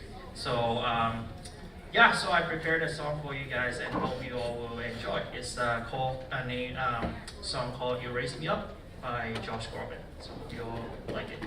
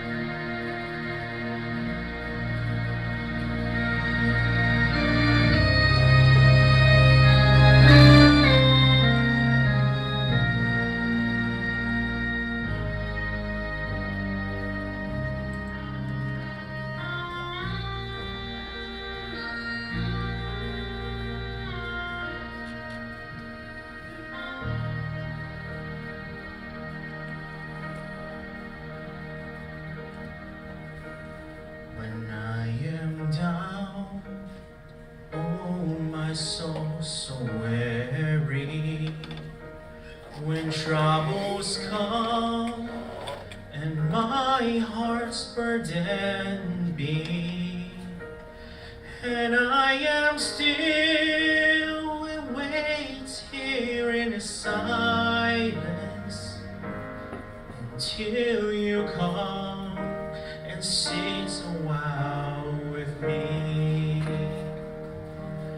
You raise me up so I can stand on mountains. You raise me up to walk on stormy seas. I am strong when I am on your shoulders. You raise me up to more than I can be.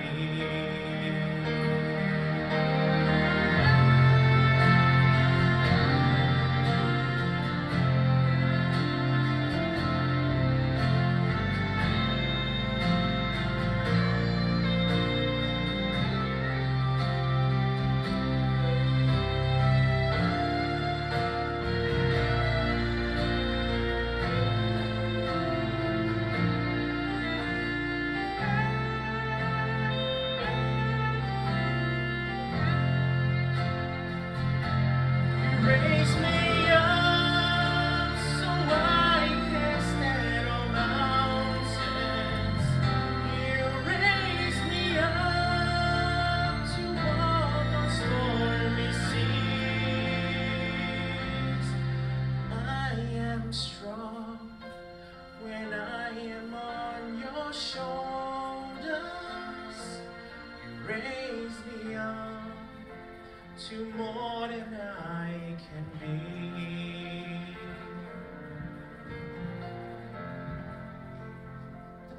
You raise me up so I can stand on mountains. You raise me up to walk on stormy seas. I am strong when I am on your shoulders. Raise me up to more than I can be. You raise me up so I can stand on mountains. You raise me up to walk on stormy seas. I am strong when I am on your shoulders. You raise me up to more than I can be.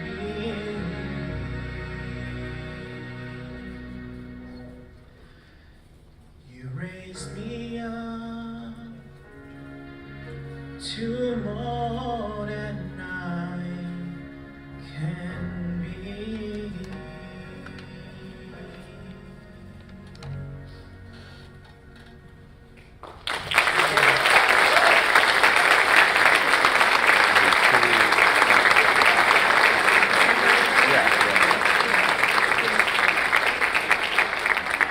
Center will be joining us later on in the act for some scene work for the class of 1998, but he had something to say. But he also told me that he wanted you all to know something, and that was he donated here before he got here. And it was a big donation. We're talking huge donation, and he wanted you to know that, okay? So, welcome to the stage, Pat Devlin, class of 2000.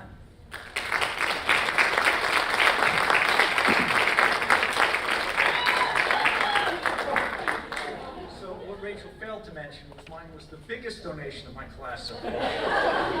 So try and beat it.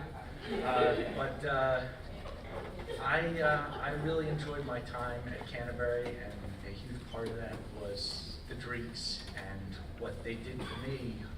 Somehow amazingly they did for everyone, which was they made me feel special and loved and part of a family, the theater.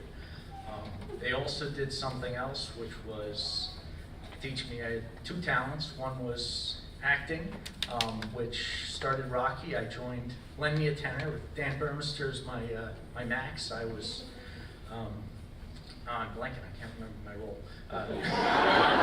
Henry Saunders. There we go. But I watched the video with my wife last weekend. VHS, horrible quality. But all you can make out there is me rocking back on stage the first night of the performance because my knees were about to buckle. And nobody said anything about that. You know? No one told me I was making the entire audience seasick. And then my last year at Canterbury, Ken Mart had left, so I helped Mr. Dreeke backstage, and I found out my true and greatest talent is making plaster of Paris turkeys. There's not a great application for such a talent, but it was wonderful to know I had it. So thank you, Mr. Dreeke, and thank you everyone for supporting the theater.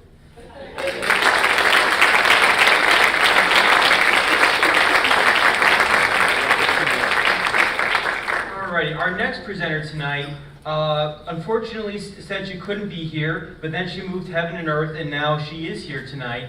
However, she submitted a video, so we're just going to watch her wonderful video instead. From Katie Heidbreder, class of 2007. I am so grateful for Mr. and Mrs. Dreeke for so many things. Too much to list in this video, but I want to thank them for everything they've done for me, for Canterbury Theater. My life was changed the minute I walked through those doors to audition for Romeo and Juliet as a freshman, all the way to you guys driving all the way down to Washington, D.C. to see me in Les Mis in a professional production. And that wouldn't have happened if it wasn't for you guys. And there aren't words to express how grateful I am. Mrs. Dreeke, you are a second mom to me. You always have been, and a best friend, and someone that no matter what stage in life that I'm in or you're in, we're able to meet on the corner in New Milford and grab a cup of coffee. And you are just a wonderful, wonderful person. And I'm so grateful to have you in my life. One of my favorite memories of the Dreekes was when we had a closed rehearsal for my first ever stage kiss. And I was super nervous. I was only a sophomore, and the lead was a senior, and so I was really, really scared. So finally the moment comes, we do the stage kiss, and Mr. Dreeke shouts from the audience, "It looks like you sucked the life out of her." So I don't know why, but that memory really sticks out. Thank you, Mr. and Mrs. Dreeke.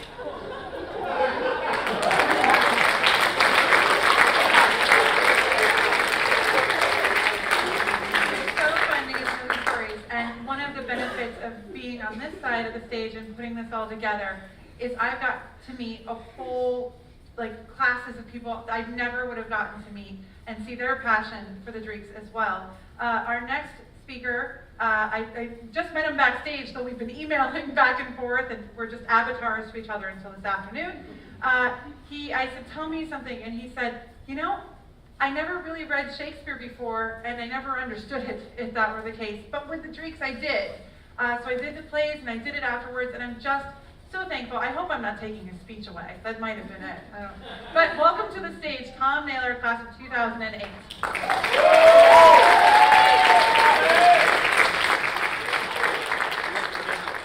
There's a lot of space to I wrote some notes. Mrs. Dreeke would tell you I never learned my lines. Friends of mine have said since, they're like, "Yeah, I don't really know what happens at the end of 12th night. I just know that what you said at the end of 12th night." Yeah. So when I got to Canterbury, my brother is a few years older than me. He was the Canterbury. He was, at least according to him, big man on campus. But no, he really was. I mean, everybody knew him. And when I got here, it really was "Oh, Mark Naylor's little brother. Oh, you're Mark Naylor's little brother. Oh my God, Mark Naylor's little brother." And it was yeah, I got it. And so like at first you're like, yes, people are looking out for me, and then after a while you're like, yep, I have a name too. Thanks, it's Tom. But I would say I didn't do the plays my freshman year. I think, who knows why, I think I was caught up with the wrong kinds of things. But I met Mrs. Dreeke, and she also went with, oh, you're Mark Naylor's little brother. I was like, And she goes, you know, your brother never did the shows. I always wish he had. In that way that only Maddie Dreeke can, it's like, you should do the shows. You should be on stage. So I always loved that about her, that she saw in people potential, she saw in people what they could be. You know, I think people compliment me a lot about a lot of things. But people often say to me, like, you have a presence, you have a lot of stage presence, and I have Mrs. Dreeke to thank for that. I mean, really, truly, when I got to Canterbury, it was like I didn't know how to tie my shoes or get out of bed the right way. Like, who knows what I was doing my whole first year. And then I met Mrs. Dreeke, and she was like, yeah, you should be in this show. You just have to stand here. No, do this more. More of that. I like that, more of that. And so I've been doing more of that my whole life. So I have two stories I want to tell. I think they really sort of speak to who the Dreekes are, why I love them personally. So here at Canterbury, Shakespeare plays, huge deal. When I was a senior, I got to play Sir Toby Belch, which is a hilarious, fun role, and loved every second of it. Like friends of mine from college, I made them watch the video, and they quote the lines, they make jokes out of it. So anyway, this Shakespeare scholar comes to Canterbury, and he's talking to all the English classes. I was in J.P. Mandler's AP English class, which I was the only boy. It was probably a mistake. I still think there was some mixed up paperwork. Anyway, this Shakespeare scholar he's up at the front of the stage. He's up at the front. I remember him being British. I don't really know if he was. But he's sort of pontificating about Shakespeare. Blah, blah, blah. And then he says, and where's Toby? Where's Toby Belch? And I was like, oh man, this guy's gonna tell me you don't know how to do it. What are you doing up there? So I'm kind of like, he goes, I've never seen it like that. I have been to hundreds of shows. I loved it. And I was just like, oh, okay, I didn't know we were doing anything different. Sure. Because Mrs. Dreeke just let us. It was Greg Paston, okay, if you were to say, he and I would just be on stage doing things, and she'd be like, I love it, more. Didn't need to know the lines, didn't need to get them right. So that would be one thing that Mrs. Dreeke really let us just have fun. She just let us do what we wanted, and then somehow it was magic. So I only did one musical at Canterbury. I can't sing. I love to sing, but I shouldn't sing. But she asked me, I didn't audition. She came up to me in the hallway and said, Tom, I need a Buffalo Bill Cody. Could you be my Buffalo Bill Cody? And it's just this one. You're a senior. It'll be your last chance. I was never going to do theater again. There's no chance. So anyway, so in the show, there was a scene. I was just telling this story today. There was a scene in which I had cowboy boots, a suit, and a hat, and a fake mustache and stuff. And I had to make a change backstage into a tuxedo and make it back on stage 2 minutes. Classic theater, like any professional actor. It's yeah, sure. Was never gonna happen. Could never get out of the boots, could never get the mustache never stayed. So every night at rehearsal, it was we're late. I could hear Maddie out here where are you? The scene's happening. No, and nothing's happening. Everyone's dying out here without you. So she always said to us, she was if something goes wrong, if someone drops something or someone's not in the right place or you forget the lines, just make something up. Nobody's going to know what's happening out there. The Shakespeare, we want them to get it, but they're not going to get it. And so I learned how to improv. We would be backstage, it would be once I was backstage, it's been a few minutes and we're just getting out there and who knows how we look, and I'm God, there's no bathrooms in this place. I'm just yelling things from backstage, making things up. So to go from the kid that I was as a freshman to who I was as a senior, I was Mr. Canterbury somehow.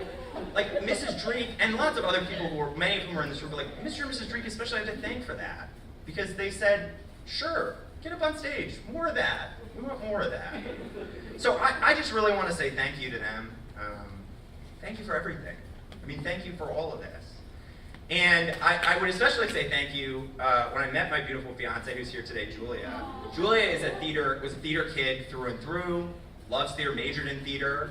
And I think if I hadn't known if I had been like, oh, I guess, okay, maybe I've seen a stage before, it would have been null and void. But the fact that I could belt Mulan and felt comfortable doing dancing a little and things like that, she loved it. So something.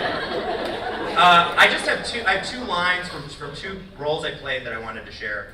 Sir Toby was not a particularly classy character. There's not a lot of there's not a lot of those Julius Caesar moments this is big and emotional. But he does say at one point, is this a world to hide virtue in? So he's sort of telling this other character, he's probably making fun of him to be honest, but don't hide your talents under a bushel basket. You should be out there doing it. Again, that's what the Dreeks always taught us. The other is from a song, I'm not going to sing it, but this is a famous song from Annie Get Your Gun, and it really speaks to me about what Canterbury Theater was and who the Dreeks are. There's no people like show people. They smile when they are low. Yesterday they told you that you won't go far. Yet tonight, I can't even read my own handwriting. Right, so yesterday they told you won't go far. Tonight you're here and there you are. Next day on your dressing room, they've hung a star. Let's go on with the show. Thank you again.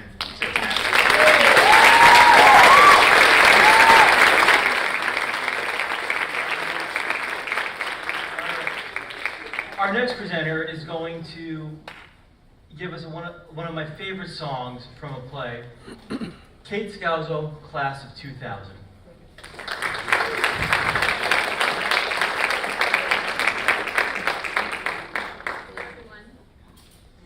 So just a heartfelt thank you to Maddie and Robin just for the love that you showed, not only me but my brother as well, who can't be here tonight. But you made such an impact on our lives. I loved sitting with you, Maddie, in the center, because you always sat in the center watching us near the end, and I'd bring my calzone, and you'd call me over, and I'd share my calzone with you, and I felt so special to be kind of hanging out. We'd talk notes a little bit, and I'd share my calzone, and I thought I was kind of working you with that a little bit. I've learned so much from you, and my career now as a private school educator, I think, has been motivated just from the love and care that I've had here.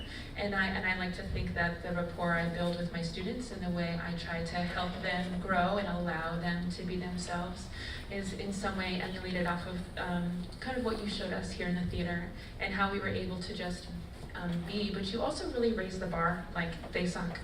No, do it better. And you were right. I mean, and you're often right. I think maybe one of the most formative moments for me in my time at Canterbury was during Bye Bye Birdie, and it was our final performance, and it was the intermission, and it was a huge thunderstorm, and the power went out. And the way the second act of Bye Bye Birdie starts is that Rosie, who I was playing, comes out and sings a song. And we were backstage, and I was like, well, obviously we're not gonna do the show, right? But Robin's getting all the tech guys, and they get flashlights, and they've got all the flashlights ready, and it's the show's gonna go on. That teaches kids a lot about overcoming adversity, because in life when we get things thrown at us, it's just you improvise. And you still do it. And that moment of overcoming that and getting through something that could have been hard and could have been a huge obstacle wasn't. And it was actually this glory moment where we all had the flashlights on and we did this thing and it was amazing. And it, just carrying that through, there's life lessons in all of this that you do for us. And so in my profession as an educator, I know that I look back and I fondly remember my students in little moments here and there, but I don't know if you know how many people think about you and how many people look back and remember fondly about you. So I chose the song Think of Me by Phantom because I thought it was fitting.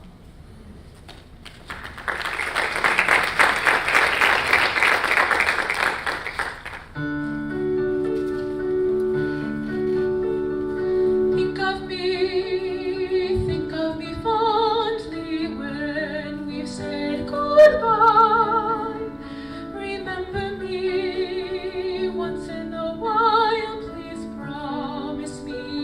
try.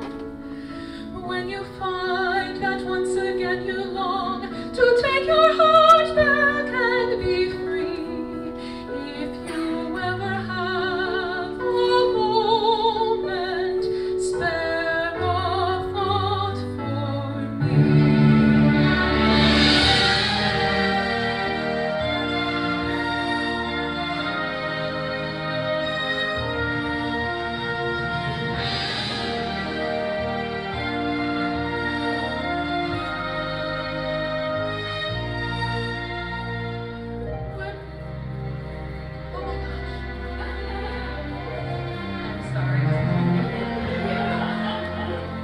You can still remember, stop and think of me. Think of all the things we've shared and seen. Don't think about the way things might have been. Think of me waking silent and resigned. Imagine me trying too hard to put you from my mind. Recall those days, look back on all those days, think of the things we never do. But if you can still remember, we'll remember.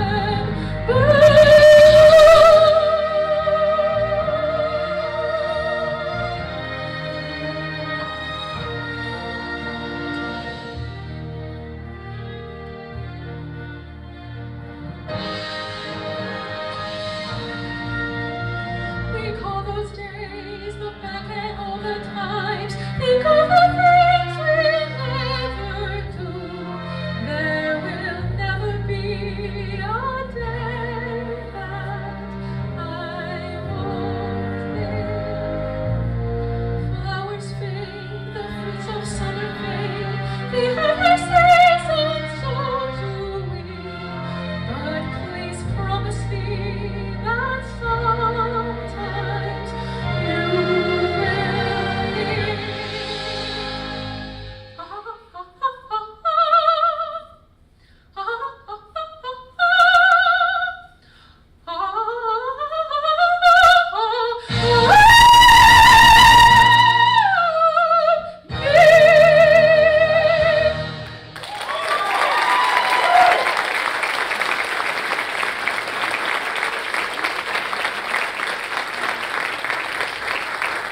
Keep going for Kate. That was amazing. Thank you, Kate.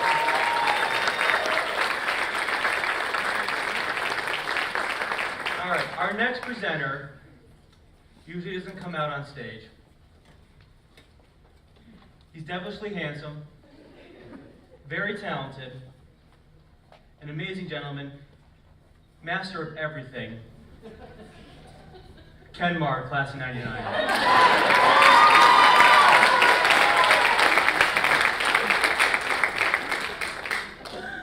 I'm going off script here for a second. I was backstage going over my notes about what I was going to say. And all of the memories I have of working with Robin, working with Maddie, were all flooding back to me at the same time. And I was actually getting a little bit choked up. I can't tell all the stories. Karen knows why. But I'll tell you what I can now. So bear with me. If I start crying, my wife will be pissed because it's like one of the few times I ever get cry, ever. But coming to Canterbury School, I was a very shy, kind of a wallflower teen. Didn't know who I was, didn't know what I was doing, didn't know what I wanted to do. And through the Dreeks, they showed me theater, they taught me how to work backstage, be part of the crew, they gave me a purpose. And because of them, I was given opportunities that you can't get anywhere else. If I went to public school, I would not have met the Dreeks, and I would not be the man I am today because of them. With the Dreeks, they got me my first job at Candlewood Playhouse, Summer Stock Theater in New Fairfield, Connecticut. I'm sorry. Before I get there, I want to tell you all something you probably don't know about Robin Dreeke. Did you know Robin Dreeke is an ordained minister? It's true. Reverend Dreeke actually officiated over my wedding. He married my wife and I. So he's available. He's got time. Anyone getting married, he does a pretty good wedding. Give him a call. Everyone here spoke about experiences at Canterbury. Everyone, tells all these stories. So I'm going to kind of break out of Canterbury. I'm going to talk about our experiences outside of school, at Candlewood Playhouse and other places. I remember my first professional play I ever did was The Music Man at Candlewood Playhouse. Mom, stop. You're going to get me going. The Music Man was a great show. It had a lot of very large set pieces. We had a full-size train that was a full width of the stage. There was a library desk, There's a library desk. There was a band platform that was about 10 feet deep by 12 feet wide. And during the first scene change, the train had to go off.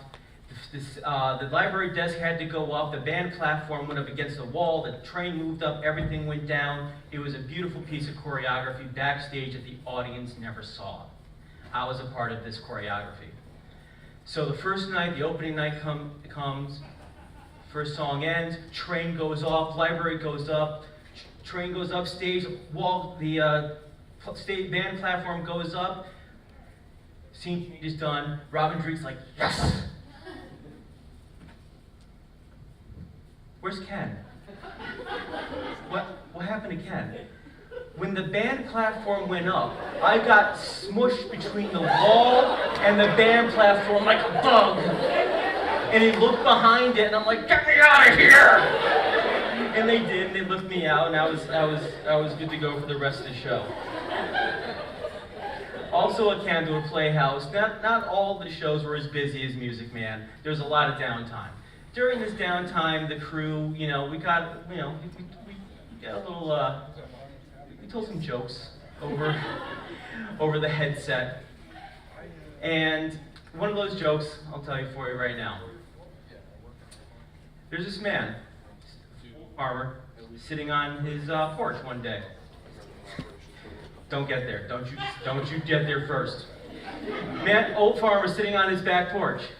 Looking out there, all of a sudden there's this kid walking up the street. Big roll of wire in his hand. Farmer says, hey kid, what you got there? Oh, this here? This is a roll of chicken wire. I'm going to go catch me some chickens. Farmer's like, kid, you can't catch chickens with chicken wire. And the kid's like, yeah, I can. So the kid walks away. Sure enough, 2 hours later, comes back. He's got about 10 chickens all wrapped up in the chicken wire. Farmer's pretty impressed. Next day, same kid walking up the street. Farmer sitting on his porch, sees the kid has a roll of duct tape in his hand. Hey kid, what you got there? Oh, this here's a roll of duct tape. It's gonna catch me some ducks. Farmer's like, you can't catch ducks with duct tape. Sure enough, 3 hours later, 15 ducks all wrapped up in duct tape. And now the farmer was very impressed. Next day, farmer's sitting on his porch enjoying the breeze. Kid's walking up the street. A big old stick in his hand. Farmer's like, kid, what you got there? Oh, this here? Oh, this here's a pussy willow. Farmer's like, go get my hat.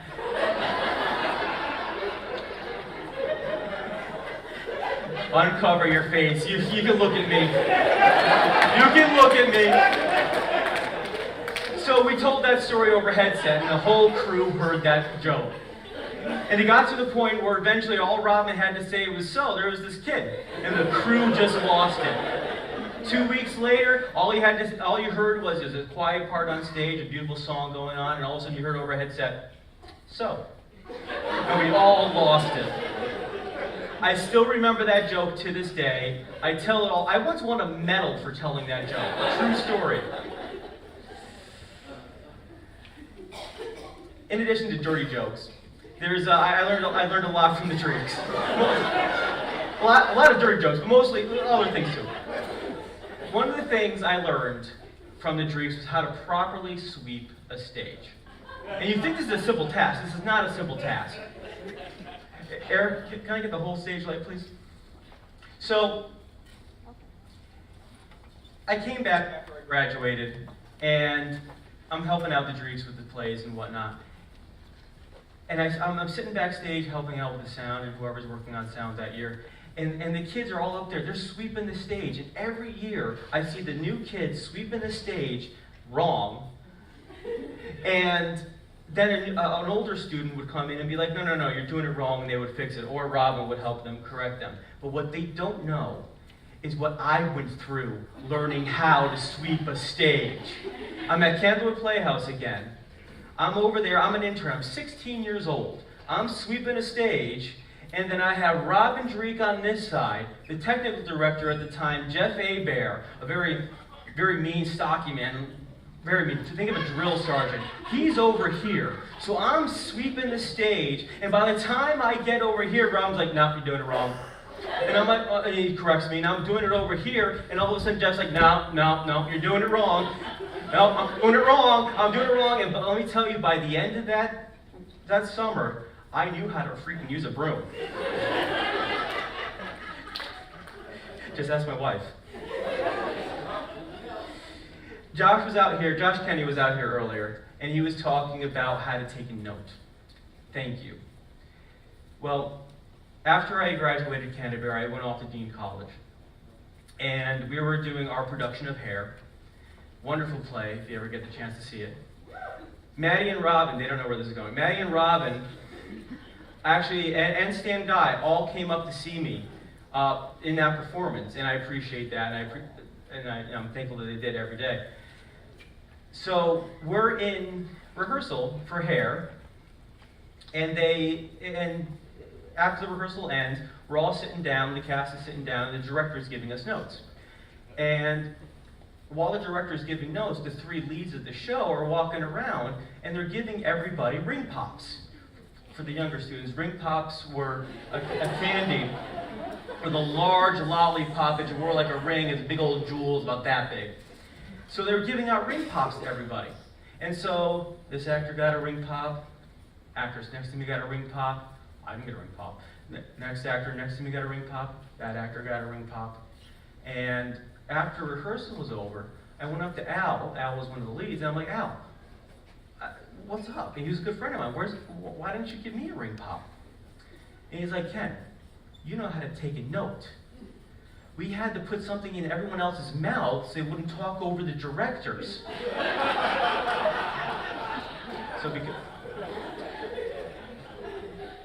So I'm gonna leave it at that. Right now, coming up next, these two guys don't need any introduction. If you haven't heard about them, you've probably met them tonight. We have Omar Khan and Akeem Kenter McMillan, class of '98.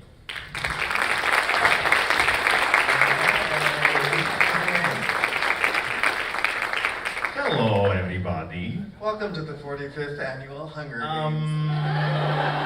No.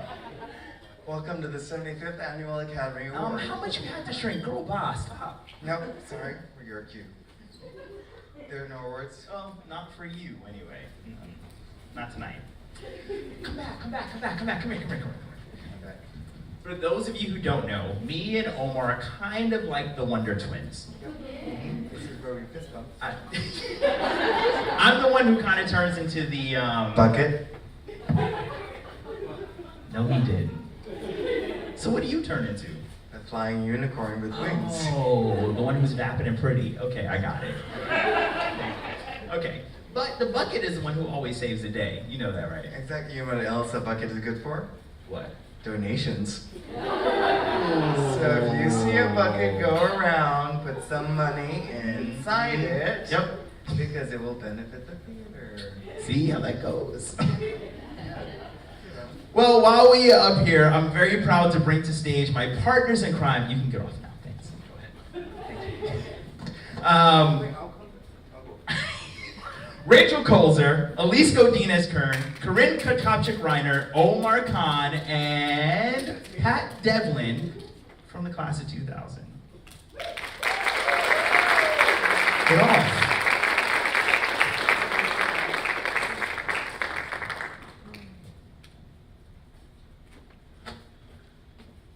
Where am I? God, what am I doing here? Looks a little archaic. Oh, that's right. Hi, it's Jeff Brightly. Remember me? I thought I'd start my own social networking page after visiting the school website. I wondered if there were any old Cantorians out there who might want to get back in touch. Ow! Hello. Oh, God. Jeff? Jeff, is that you? They're showing me how to use this internet thing at the home. I thought I'd look you up. What? It's me, your mom. No it isn't. I think you may have me confused with another Jeff Brightly. My mom died 10 years ago. Oh, well, you think they would have told me that.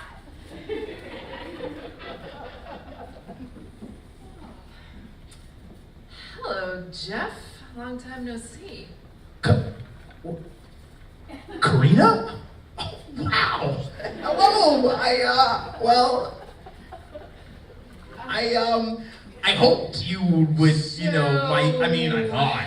You mean you've been thinking about me? Oh, that's so sweet. I've been thinking about you too, Jeff. You have? Oh, our time together at school was very precious to me, Jeff. How could I forget?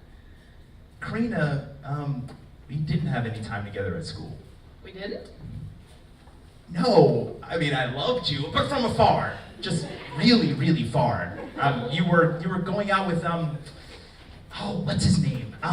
Adrian Farr. Oh my God, Adrian, that was it. God, I knew it was a boring name, and then when I saw your page with Canterbury on it, I kind of assumed it was you. Boring? Listen, Jeff, you don't happen to know where Adrian is these days, do you? I mean, it's just that I'm a bit bored at the moment between husbands, if you know what I mean. No. Damn. Geoff. Good God. There you are. I might have known you'd be a computer geek. You were such a pillock at school. Hello, Adrian. You find my page then? Yeah, I spent a lot of time on this site. I'm in computers now. But not a geek, though. Hello, Adrian. Amja. Is that Karina? Baby doll? How have you been? You were the wickedest girl in school. I bet you still need a spanking. LOL. Lamau. What? So, Adrian, I guess you're kind of a big noise in the big city now, huh? I can't complain. Hello? Well, I've got to keep working to make payments on my Porsche. Oh, you gotta be kidding me. Oh, a Porsche! You should come and give me a ride. I'd love to check out the size of your engine. Is there no one else out there? This appears to be a reunion site. How interesting. Geek alert. Neil? Weren't we in chemistry class together? I will confirm that much, but I prefer you didn't use my full name online. Well, no danger of that, sweetie. I have no idea who you are. Just another one of the Geek Brigade. He was crap on and off the football field, so you wouldn't have met him. You liked real men, from what I remember. Except we were all boys back then, from what I remember in the shower. Well, speak for yourself. I reckon I hit puberty at 8, and I was shaving every day by the time I was 12. Whether you needed to or not. I shall make a handwritten note of this page and may revisit it in the future. I shall have to move on soon in case my presence is noted by the authorities. Neil, are you in some kind of trouble? Only the same trouble everyone is in this Big Brother society. I am doing my best to live a natural life under the radar of the ruling elite. Wait, do you mean the government? Governments are elected, Jeffrey. We pawns manipulated at the whim of a self-appointed oligarchy, suppressed by rampant technology and brainwashed by television. Yeah, but you must have had a computer and an internet account to be on here, Neil. That puts you in the information of the evil ones. Lamau. ROFLMAO. Yeah, wish I was there with you, babe. Mock all you like. I'm using a second-hand laptop I bought for cash and have logged on using an unsecured wireless network. They won't get me so easy. Ooh, I've always been attracted to bad boys and rebels. Hello, Neil. Save yourself, Karina. I'd be nothing but trouble for you. I have to spend my life on the move, and that's no way to treat a lady like you. Right. She needs a firm hand and a good heart. Oh my God! No! Put that away! Not on my page. Do you mind? Alright. Oh, look! My Jeffy has so many friends now. Christ, is your mom on here? No, my mom's dead. Oh my God, and she's communicating through the internet? Amazing! Mrs. Jeff, do you have any messages from the other side? Only that if you get the chance, don't pick Shady Pines. Cedar retirement home. This place is horrible. Horrible. They don't even have a remote for the television. Oh my God, they have TV in heaven? Oh my God! No, buddy, you say umja. That's the way they do it on the net these days. Why? Because it's an attempt to restrict your ability to communicate. By removing the words from speech and condensing it, we'll lose the ability to articulate our rebellious thoughts. Lol. Hello, darlings. Are we having a lovely reunion? OMG! Amanda, babes, it's been like forever. Oh, hello, you foxy thing. Where have you been? Hello, Amanda. Amanda, you never did tell me if all that extra work I helped you with got you through the chemistry exam. Oh, Neil, there you are, sweetheart. Yes, you were such a doll helping me with all those assignments, but I didn't really need any tests or qualifications because I became a glamour model. You did? Yeah, follow the link to my portfolio. Oh my God! You probably don't recognize me because I wear my hair curly now. I don't think we were looking at your head. I can't seem to follow the link, Lovey.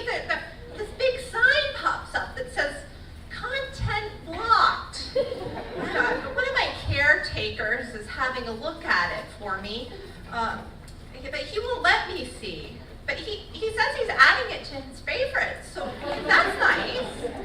Hey, look, before you came along slashing your assets, me and Adrian were arranging a nice little private meeting, weren't we? Oh, just like the old days, miss. Have to be the center of attention. Okay, I'm not the one with my knockers all over the internet. That's not strictly true, Karina. During one of my routine searches, I did find these photos that were posted by one of your ex-husbands. Oh God. He says they're art, but, well, here's the link. Oh, but darling, are those for real? Of course not. Real ones would have melted. Where did you find the penguin? Well, my caretaker's booking that marked too. Yeah. Oh, this is fun, isn't it? I think I went to that beach once. I wore more clothes though. Yeah, now look who's splashing her knockers all over the internet. Excuse me. Oh, I'll show you knockers, girl. I am, please. Yeah, no, but that sounds like fun. Could you put websites on your site? Do you mind that this page is not some kind of... Listen, you can just come in. We should remain calm, and everybody should inhale lavender. Oh my God. It is You're just calm. I made out with that guy in instructions. Throw those things out there. No, this is ridiculous. I can't. Calming. That's not true. Hello, everyone! Can I have your attention, please? I'm the social networking site moderator, and I would like to address the owner of this page. Well, you're about the only one who would. Because you're a total idiot. Yeah, I'd have to agree. I'm only here because the ladies need me. I don't know what's happened to my Jeff the last few years. Gone wild. Right, you know what? That's it. I'm taking this page down right now. Oh my God, it's Simon. No. It's Jeff.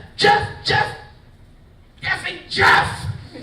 And if I'd realized how unpopular I'd still be after all these years, I've done things differently and gone down the anti-social media route.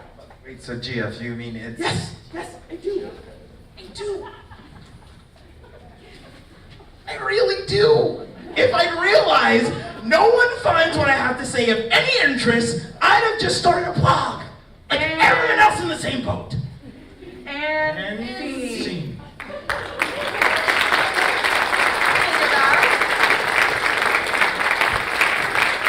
Thank you. Thank you. So class 98, we have Elise Rodriguez Kern, Omar Khan, Still Stephanie here. McMillan, Green Toxic Reiner, and then Patrick Devlin joined us from the class of 2000. So now we move on. We're closing up the show here. We have another video to give you. So this person couldn't be here, which is a shame. He was a senior when I was a freshman. He is now a professional actor. He actually couldn't make it tonight because he actually has a movie premiere. He's actually in the movie. That's probably important that he's there. But he and I both live in Los Angeles now, which means he sleeps on my couch whenever he has an audition closer to my house. But I give you the video of PJ Zeller, class of 1995.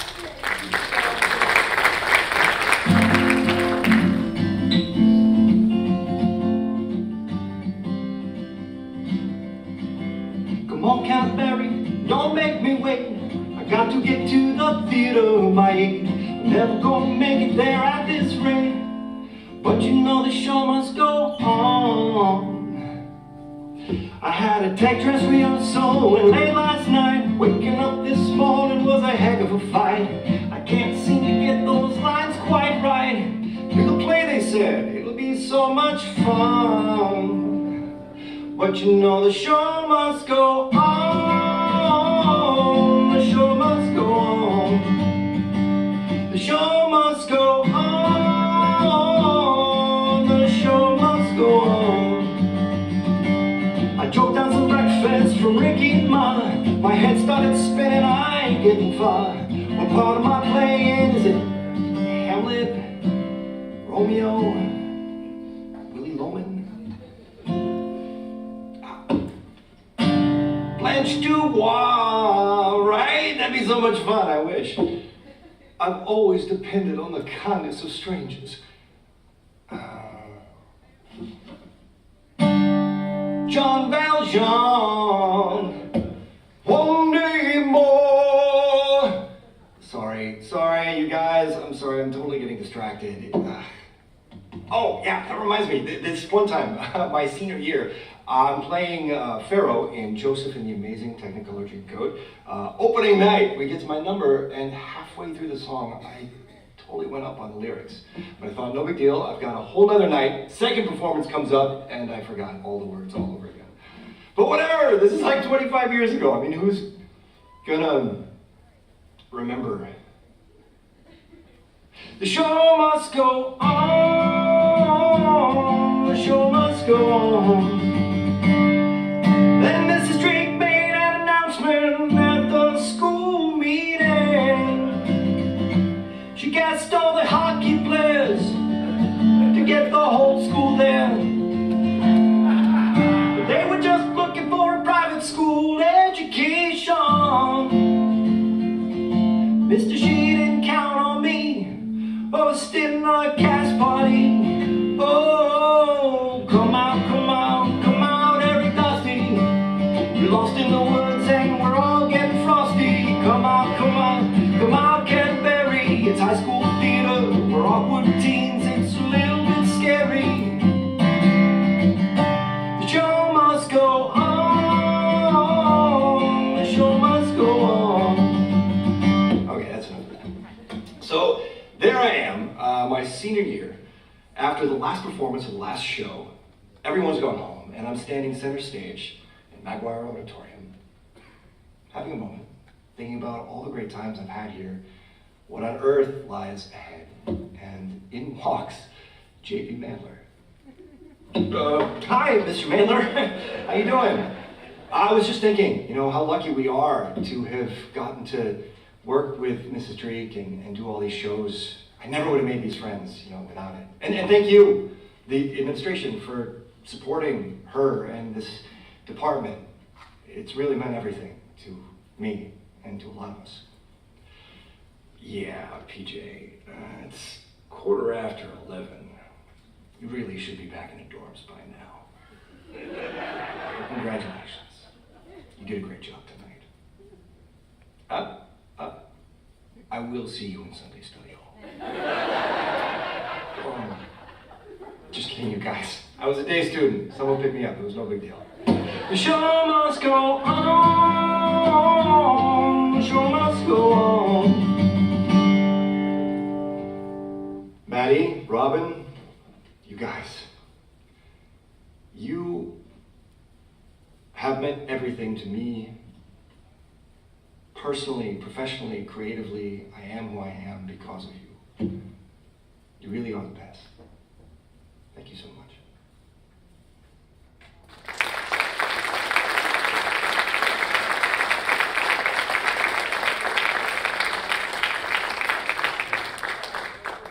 TJ Zeller's amazing. So, Josh, come out here. Josh McKenney. Come here. Before we introduce our next presenter, I just wanted to bring Josh Kenny out here. Josh Kenny, of course, is, as we were introduced earlier, one of my best friends. Yeah, it's okay. You don't have to be shy about it. And if it wasn't for the theater, and if it wasn't for the Dreekes, of course, I would not have met Josh. Yeah, but I was better than you. Yeah. And so, in addition to the Dreekes, this being the last show for the Dreekes, this is also Josh and I's last show tonight in Canterbury McGuire's Theater. And I thought it was fitting to have Josh come out because our next presenter was actually a student while Josh and I were both students here at Canterbury. And he was amazing. He was the one of the leads of Canterbury's best play. I'll say it was their best play. Noise is Off. He played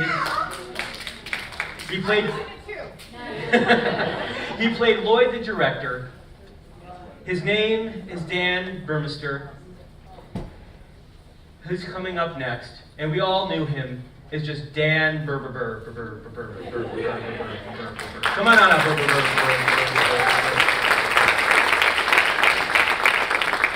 Thank you all so very much for lasting with us here. I want to first thank Canterbury so much for holding this event, and thank you so much to Rachel and Ken and the rest of the organizers for working so hard to give the Dreekes such a fitting farewell. And thanks to all my fellow presenters here tonight. It's just been a beautiful performance, so thank you. It's really wonderful to be back here in McGuire Auditorium. In my experience, it is consistently amazing to return to a place where a significant and transformative portion of life was spent. Perhaps equally incredible is the fact that the guy with the receding hairline who's standing in front of you now played Sky Masterson on this stage. Marlon Brando had nothing on me. Kate stole my closing night flashlight story. Thank you, Kate. But I will say that is one small example of the way in which the Dreekes are able to illuminate a person's life. As a bewildered sophomore, Mrs. Dreeke gave me my first big role. I played, as Ken said, the director of Noise is Off. She had my character make his first entrance from right over there in the back row, right about there. And what I didn't realize was that on opening night, I would be surrounded by my peers, friends, and family, and all of those people staring at me, and I was absolutely, absolutely terrified. And I remember when my cue came, I just froze in my seat. I was paralyzed. And then one thing that I will never forget for the rest of my life was the very next moment that happened. There was the gentlest touch on my shoulder. And it was Mrs. Dreeke, and it was as if through her hand she said to me, "I believe in you, you can do this." And I exploded out of my seat and said my very first line as an actor, which was, "Doors." And we got a howling standing ovation that night. And I'll never forget at the end of that evening the sense of accomplishment, the belief in myself and my fellow theater makers and friends, It was just extraordinary. The Dreeks always welcomed us into our home. In the winter, I always looked forward to Mr. Dreek's adoration of the Muppets' Christmas Carol. And his hilarious reenactments of Beaker giving Mr. Scrooge the finger. In their apartment with Mrs. Dreeke, I once sat for hours while I edited a play I wrote. Can you imagine sitting with a high school student with a play he wrote for hours and hours, watching him edit a play? That's love. In the spring, Mrs. Dreeke brought us to the hill right outside Chapel of Our Lady to hold Shakespeare class. Mr. Dreeke made us a sign. It said Shakespeare on the Hill, which we drove into the ground to proudly display that we were the lucky kids. We sat in the grass on beautiful days. We read and acted out scenes from Shakespeare for one another and all that would pass. As I am certain she did for all of us, Mrs. Dreeke was always there for me through some of the toughest moments I had as a teenager. Always showed me love and cared for me much like any mother would. I share these memories with you to illustrate the profound impact the Dreeks and the theater program have had on young people. The Dreeks cultivated an environment at Canterbury where young people felt safe and emboldened to explore themselves as makers of art, and more importantly, gave us agency to understand who we were and who we one day would become. By giving us permission to know and be confident about ourselves as artists and people, we were able to recognize and be inspired by the strengths of one another as we collaboratively produced art. This is a working environment that anyone would be jealous of. The values and practices of the Dreeks were vital to my adolescence and have been crucial throughout my life. They have been a massive element of my North Star. Now, admittedly, what I'm about to share with you has a very narcissistic quality. But we're all theater people, right? So we love talking about ourselves and our emotions, and so this is okay. Yeah. And in some ways, right, like narcissism is what we do. It's kind of, we've made a profession out of narcissism, right? But our narcissism, in a weird way, has a purpose. So due to the Dreeks, not only have I made a life in the theater, but like Mrs. Dreeke, I earned a BA in acting, a master's degree in theater education, and like Mr. Dreeke, I have worked as a technician and a manager on and off Broadway. I've taught theater collegiately, managed a collegiate producing organization, and I'm now earning a PhD in education. In 2 weeks, I moved to Vermont to run a theater program at a boarding school where my wife will be the school nurse. My point here is that Mr. and Mrs. Dreeke provided an example for how I wanted to live my life. And how I wanted it to be, and thanks to them, I'm proud to say I'm cultivating a life, and admittedly, it's a little creepy how simple it is. But I'm cultivating a life a lot like theirs. And while I've gone off course from time to time, the memory of their selflessness and dedication to showing young people how to be their best self, be makers of theater, and through it gain a sense of empathy that enables us to better the world we live in, has always propelled me forward. I'm infinitely grateful to both of you. I don't know where I would be without you. And to repay you for this immeasurable gift, I promise to do my best to pay all of it forward, and attempt to change as many lives as you have. From the bottom of my heart, and I'm sure from the bottom of all of our hearts, I thank you, and I love you, and because in some ways this is like the end of a beautiful dream,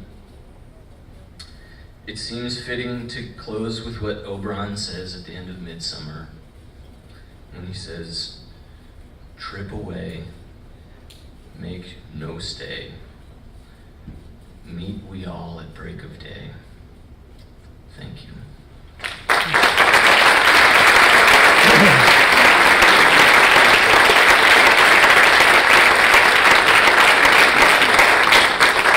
I told you it was good, right? Yeah.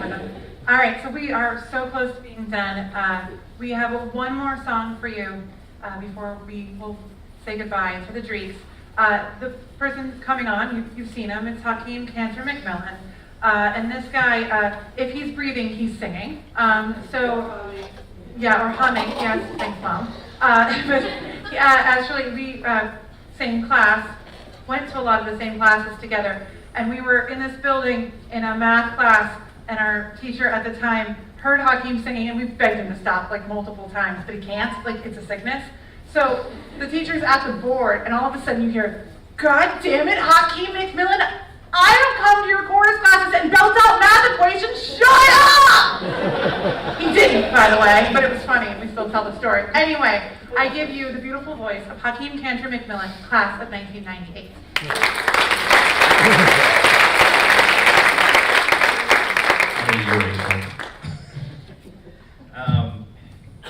There's one theme I think that has sort of been through this whole night, and that's sort of what it was, sort of what this place, what the Dreeks embody for me.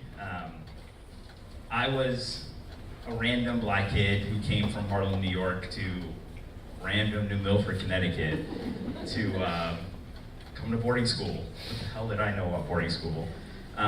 Had no desire to join a theater or a music group or anything like that. I just wanted to come, have my 4 years, and get out.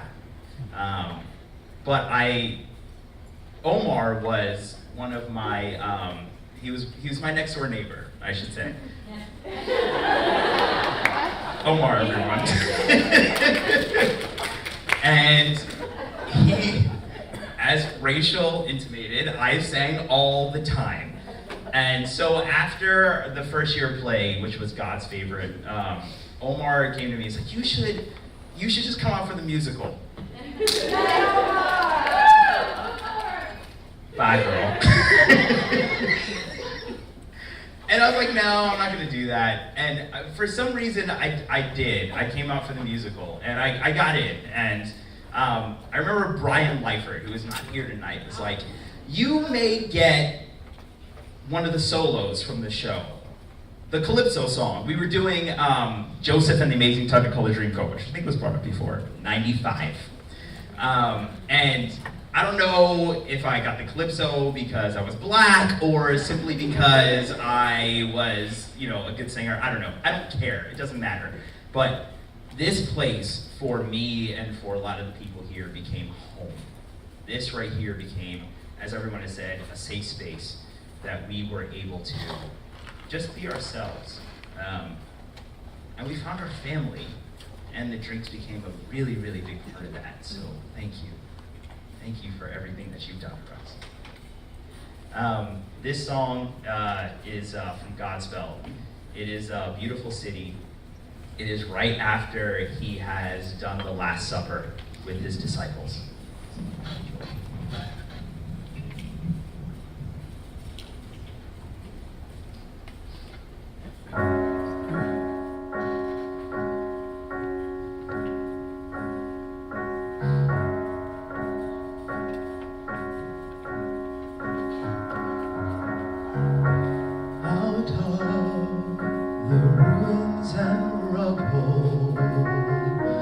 Out of the smoke,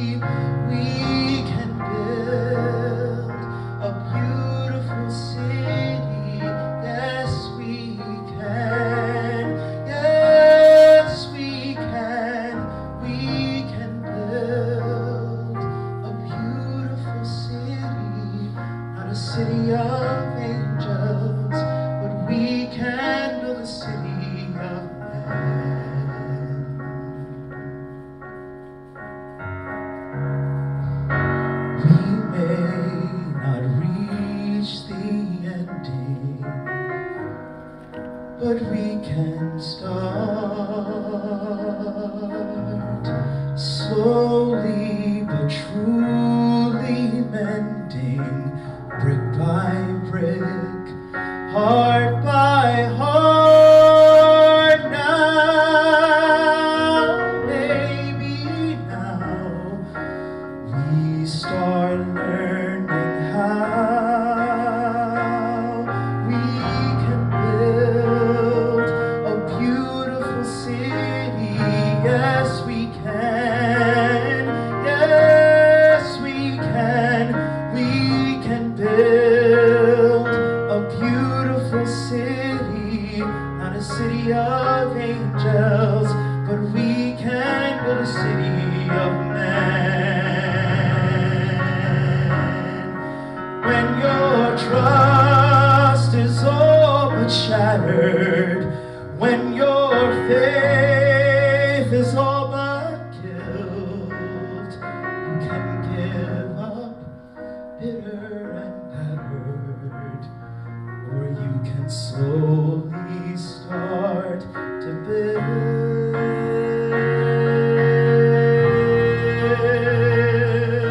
a beautiful city. Yes, we can. Yes, we can.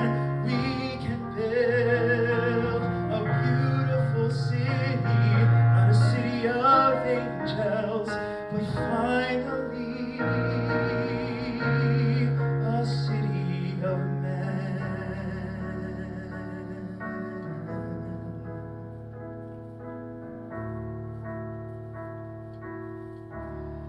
A city of men.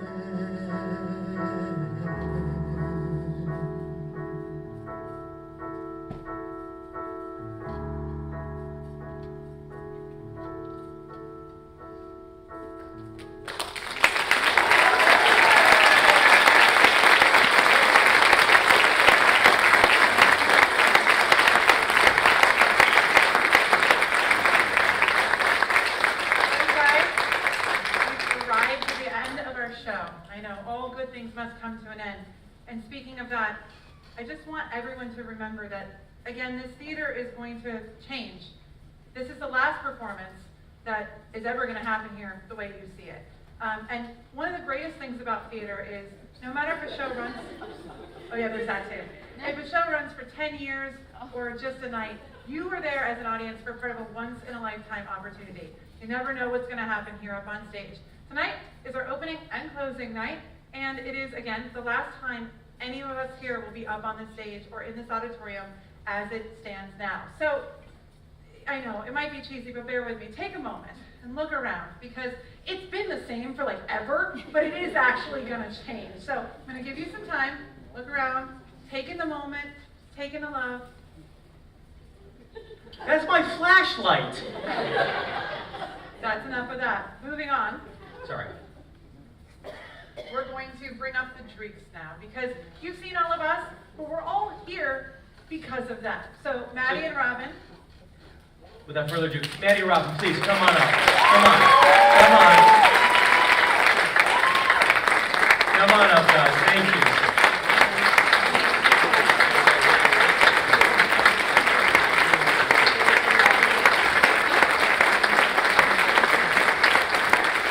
Can I get you this book down?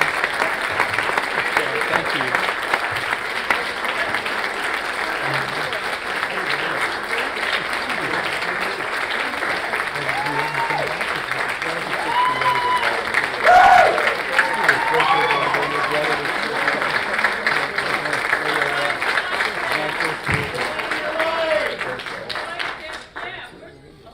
Step down stage. Better. Thank you. Step down stage. Okay, well, this is really overwhelming, And if I'm not careful, I'll start believing my own legend.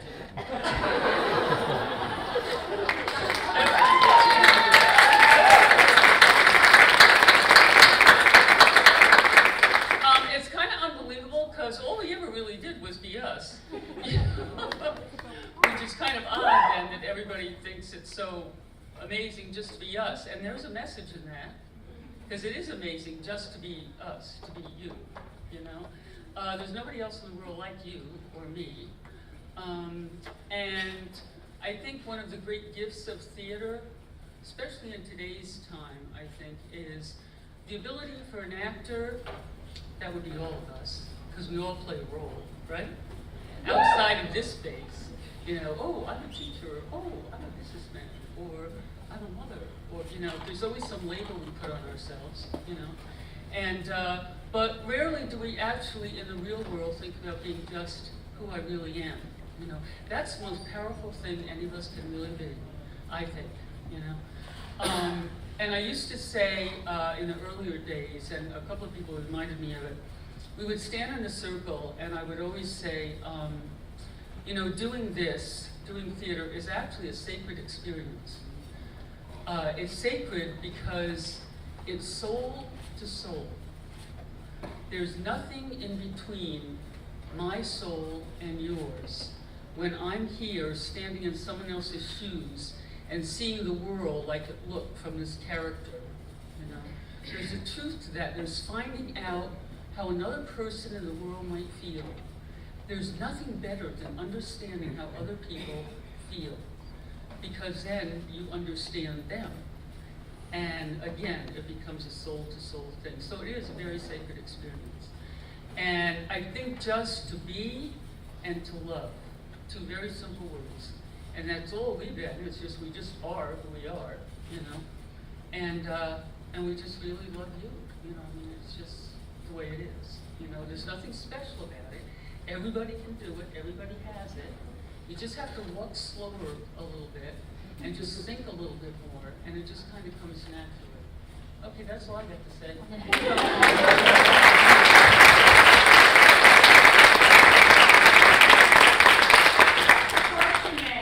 Okay. Hi. The horseshoe nail. So, I have a question. How the hell did you all tolerate those seats for so long? I gotta tell you. I'm humbled by your comments, your presence.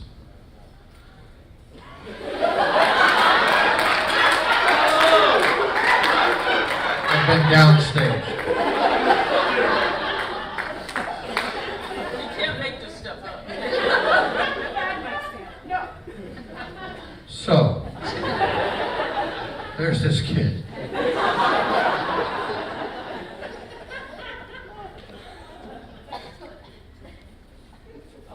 Everything for me tonight. And I'll tell you about the horseshoe nail.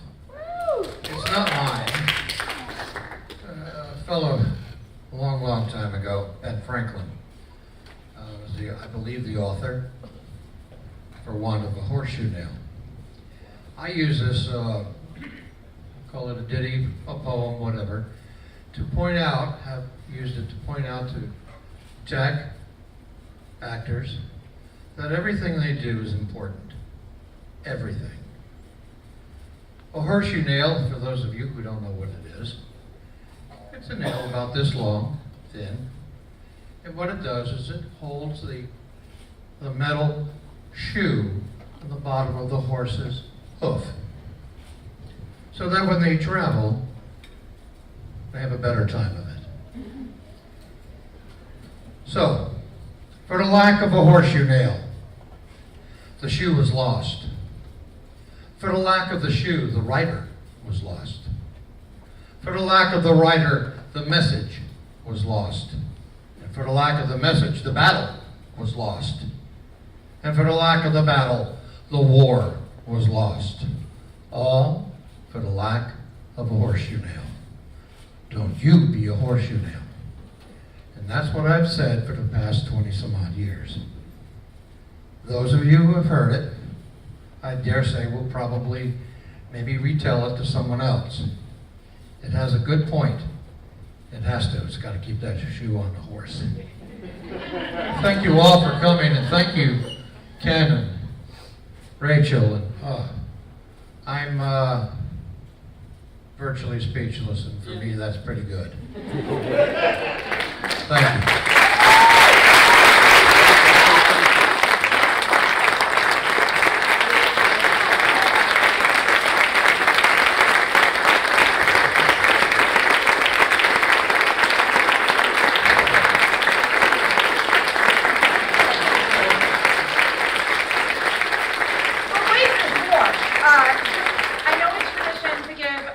A bouquet after a show, but really we were up here, not you guys, so that's not what happened.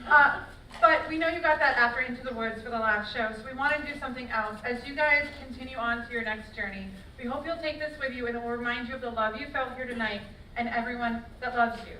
So thank you.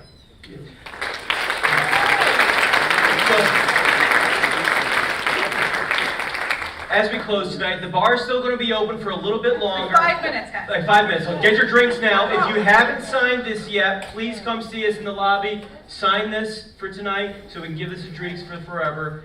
Thank you very much. We have a bar out there. I think I don't know if the bar's still open in the dining hall. Come We see us in definitely the green there. room. We're everywhere, guys. Come up on stage. It's fun here. Exactly. Come see the drinks. Share stories with the drinks. Thank you for coming tonight. Thank you very much.